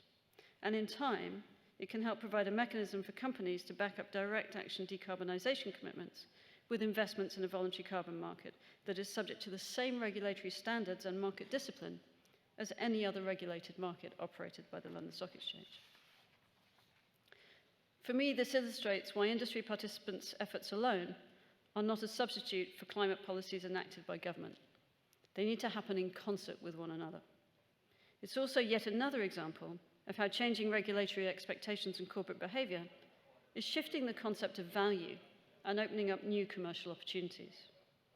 I can attest that this type of value simply didn't exist in financial markets when I started my career as an investment banker. And I expect many more of these opportunities will and must emerge as we accelerate the global transition to net zero. The London Stock Exchange, as one of the largest international exchanges in the world, must ensure that the right pipes and plumbing are in place to help society's efforts to decarbonise the global economy. And while you've heard in this speech that there are already rather more of those pipes in place than many people appreciate, there's still a lot more plumbing for us all to do. And as the Queen said at COP26, the time for words has now moved to the time for action. Thank you.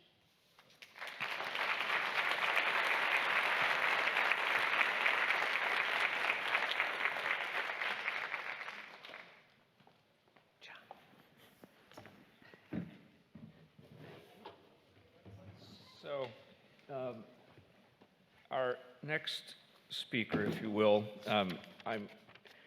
he didn't say this to me, but I am 99% confident would rather have been here today than where he is, which is testifying in the Senate Banking Committee about crypto, among other things. And so he wanted me to extend his regrets that he could not be here in person. But we're going to show an interview that I did with him last week on some of the topics near and dear to the group here assembled today. This is Gary Gensler. I worked with him last year when I was general counsel at the SEC. He's, as most of you know, had quite a ranging background, quite similar to Julie's in some ways. Started out at Goldman, ran the Commodities Futures Trading Commission, was at U.S. Treasury, and currently is the chair of the SEC. So with that, I hope someone is going to be able to play the video. Okay. Gary, good to see you. Welcome. I'm going to dive right into some substance here.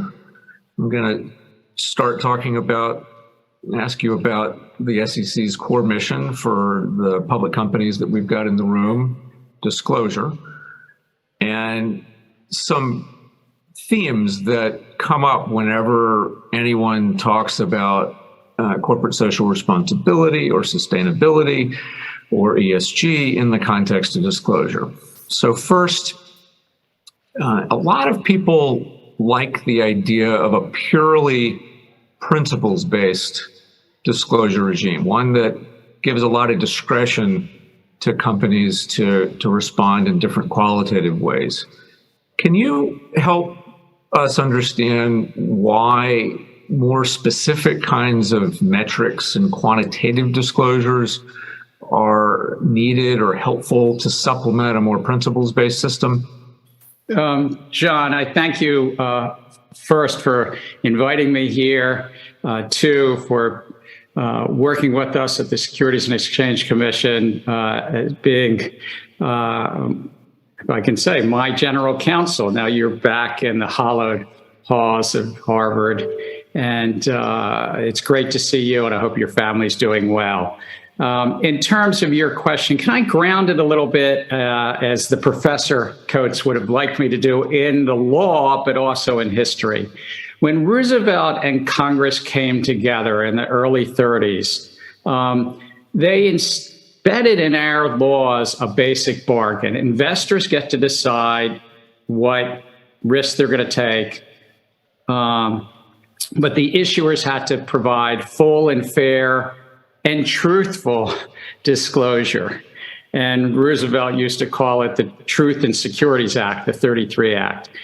And why do I start there? To your question about principles versus detailed or prescriptive law or rules. They didn't in the 1930s say, as a principle, you should do disclosure, or just stop at you should do truthful, full and fair disclosure. They actually went further. It was about financials. It was about the corporate executives and the like. And then they gave, at first, the Federal Trade Commission, to be precise, but then later the SEC was stood up 1 year later. They gave the SEC authorities around accounting and all the details in those financials, and of course, other disclosures. And over the decades, we've weighed in. The audience knows you do management discussion and analysis disclosures, or you do risk disclosures and the like. Those were not in the 1930s. Those started in the 1960s and 70s. So I look at it as disclosure is what's important. Investors get to decide. A principle-based thing could lose something because you would lose comparability. Investors get to see consistent, comparable disclosures as an agency like ours gets and recommends or requires more detailed disclosures, or the accounting profession does. We don't just say the principle is you disclose net income. We actually have some details around how you calculate net income. Great. A related question maybe would be, why not also apply a kind of materiality threshold to everything the SEC does? And that, of course, has been called for in specific instances by many commentators on topics related to today's event. But as a general matter, why not just give companies requirements only to require a disclosure of what's material? Well, I do think that the concept of materiality embedded in our securities laws, and as General Counsel Coates would point out to me, that it was in enforcement matters that it was often joined up at the Supreme Court, is an important concept. That which substantial likelihood the reasonable investor finds significant in the total mix of information. How'd I do, John? That was great. Right? That was great. Yes. All right. I think that's a really important concept. Now, as relates to, if I might, climate risk disclosure, which may be at the heart of your question, we now have hundreds and hundreds of companies making disclosures. We have tens of trillions of dollars of assets under management interested, and it's not just the biggest fund managers, but it's the general public, the so-called retail investor, interested in those disclosures, making investment choices today. And so I think, and it's why we put a proposal on this, that makes these topics material. There's literally hundreds, of companies already making these disclosures, trying to meet the needs of those investor demands. Now, you're right. On some rules that we have over the years, we're pretty prescriptive about particular information that are included in footnote disclosure or included in risk disclosures, or even the environmental disclosures we have now that started in the 1970s, that we're pretty prescriptive, but leave to the company some things about materiality. And so we have a range of tools, but I think overall, when it comes to climate risk disclosures, we've already found that investors are telling us it's material. And then it's a matter of course, as you suggest, trying to get the balance as to lowering I would say, information search costs for the investors, but also keeping the costs in check for the issuers, bringing consistency and comparability. So you've already anticipated another question I know people in the audience will be interested in, which is how you think about, and you can do this very generally, or you can do it as applied to climate or some other topic, how you think about the benefits of disclosure. I mean, it's always costly for a company, not simply even to get the information, but then to have their lawyers review it and present it in a way that will be understandable to investors and not be too detailed and not insufficiently detailed. So there's always costs associated with presentation of disclosure. How do you think about the benefits that balance that out? I think there are real benefits to the issuer community. We have 7,000 to 8,000 issuers, at least in our equity markets. We have other issuers as well. I think that right now, this fragmented approach we have, where a lot of disclosures like climate disclosures are done differently by different companies, not only leaves the investing community with information that's not consistent or comparable, but also the issuers themselves. We put out a rule, we got 14 to 15,000 different comments. We've got a lot to sort through. But I think if we move forward to adopt, it's also with an eye to benefiting the issuers. One, to bring some consistency and comparability for that conversation with the investing public. Two, that the issuers making disclosures don't feel, well, look, somebody else is potentially misleading the public. And part of this is about fair dealing. Part of this is about not misleading the public, in a sense, and really leveling the field a bit about how people talk about their climate risk disclosures. Do you think disclosure can affect the cost of capital? Does that actually respond? Do investors price in the kinds of information that you expect companies to disclose? So back to the debates of the 1930s, if I can, because I'm talking at a law school. There was a debate back then, building upon some of the state blue sky laws, as to whether there should be federal disclosure laws. The answer Roosevelt and Congress came to is yes. Should there be registration with the federal agency? Yes. But then they debated whether there should be a merit regulator at the federal level. And Congress said, no, shouldn't. So our role, disclosure, anti-fraud, registration, but not a merit regulator. I do think, though, to your question, that getting consistent and comparable disclosures, whether it's about net income, whether it's about risk factors or the environmental factors that we had from the 1970s, and yes, I would anticipate even on climate risk disclosures, if it's consistent and comparable, it helps both issuers and investors and can lower the cost of the risk premium. And risk premium is part of the cost of capital. That investors aren't kind of guessing. The search function to get information is lowered and the like. So that is part of what we do, but we're not a merit-based regulator. If somebody using the disclosures wanted to go long so-called emitting assets or brown assets because they think that that's a good investment decision, that's, from the SEC's point of view, that's that investors get to decide whether they're long or short or risk. We just have a role in trying to bring some consistency to disclosures that are already happening.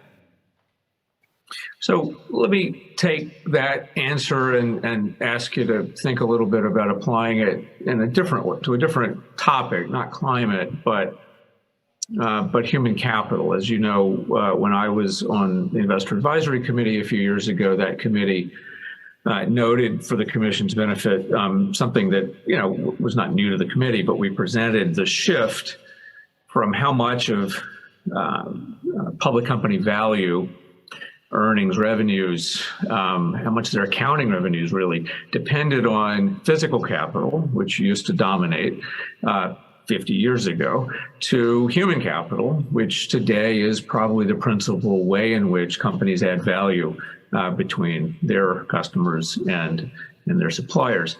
How can you, to take the principles you were just talking about, how can disclosure, more information about human capital potentially be of value to the investing community? I think it does have value. I would note that is potentially or partially as a result of your work on the Investment Advisory Committee, the SEC did take up in 2020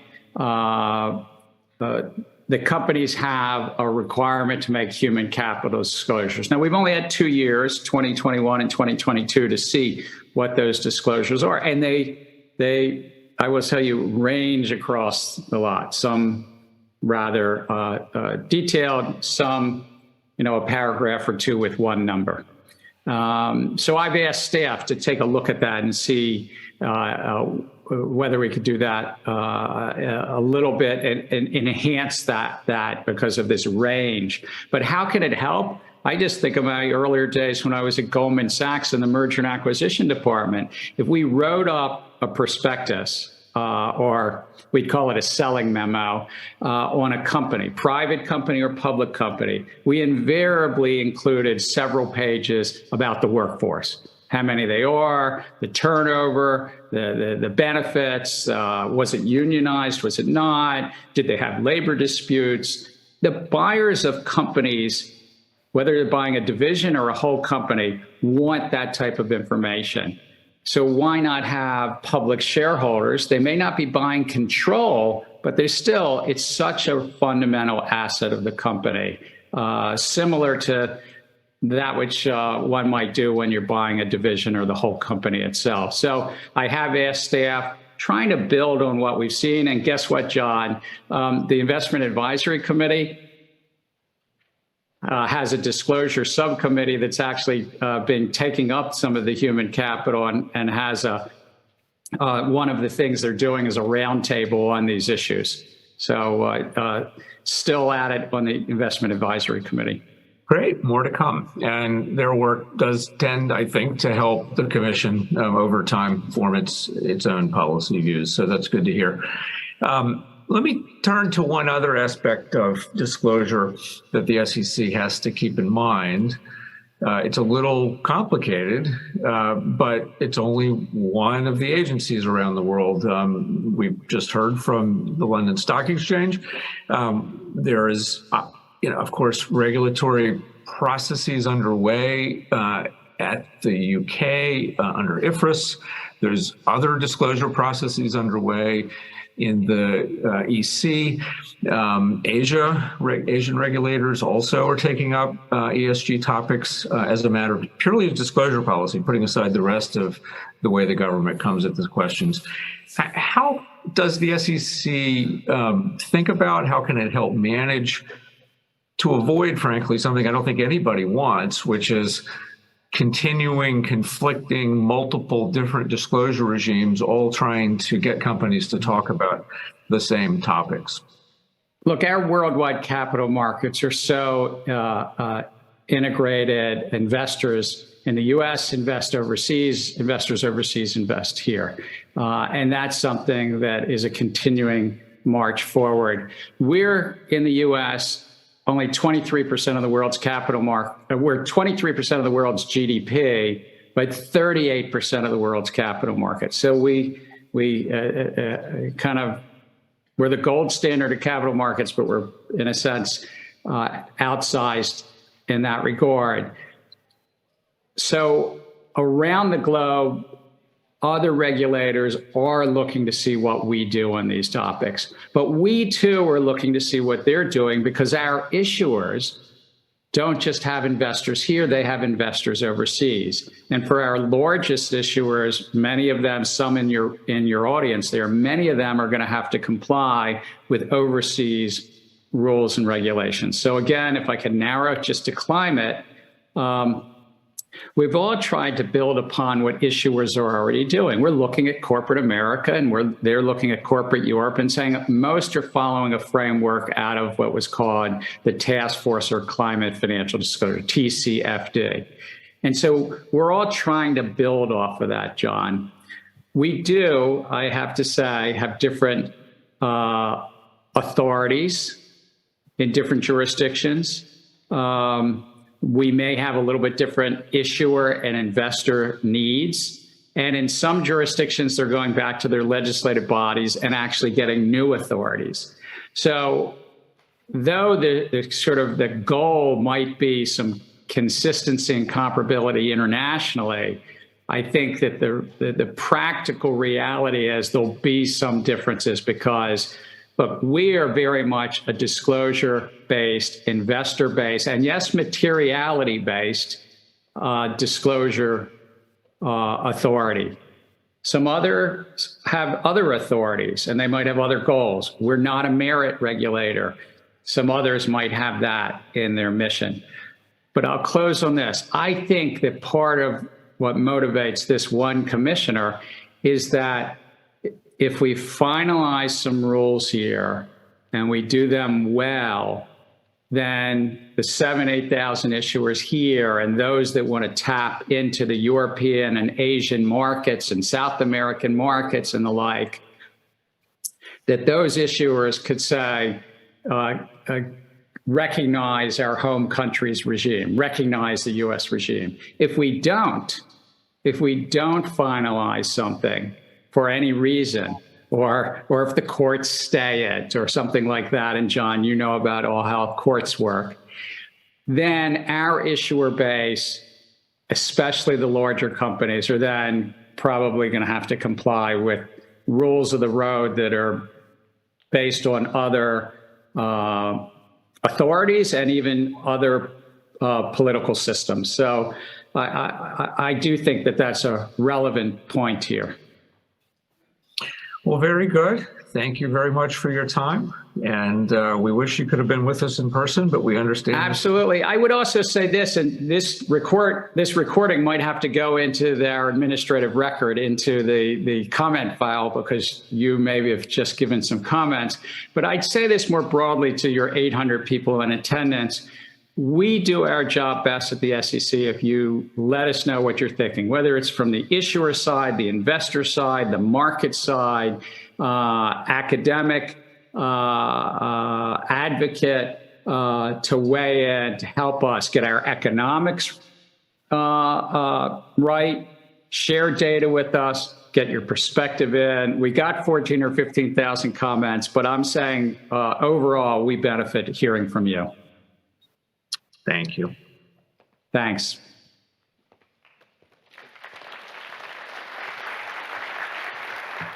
Thank you, John, and thank the Commissioner for his valuable time.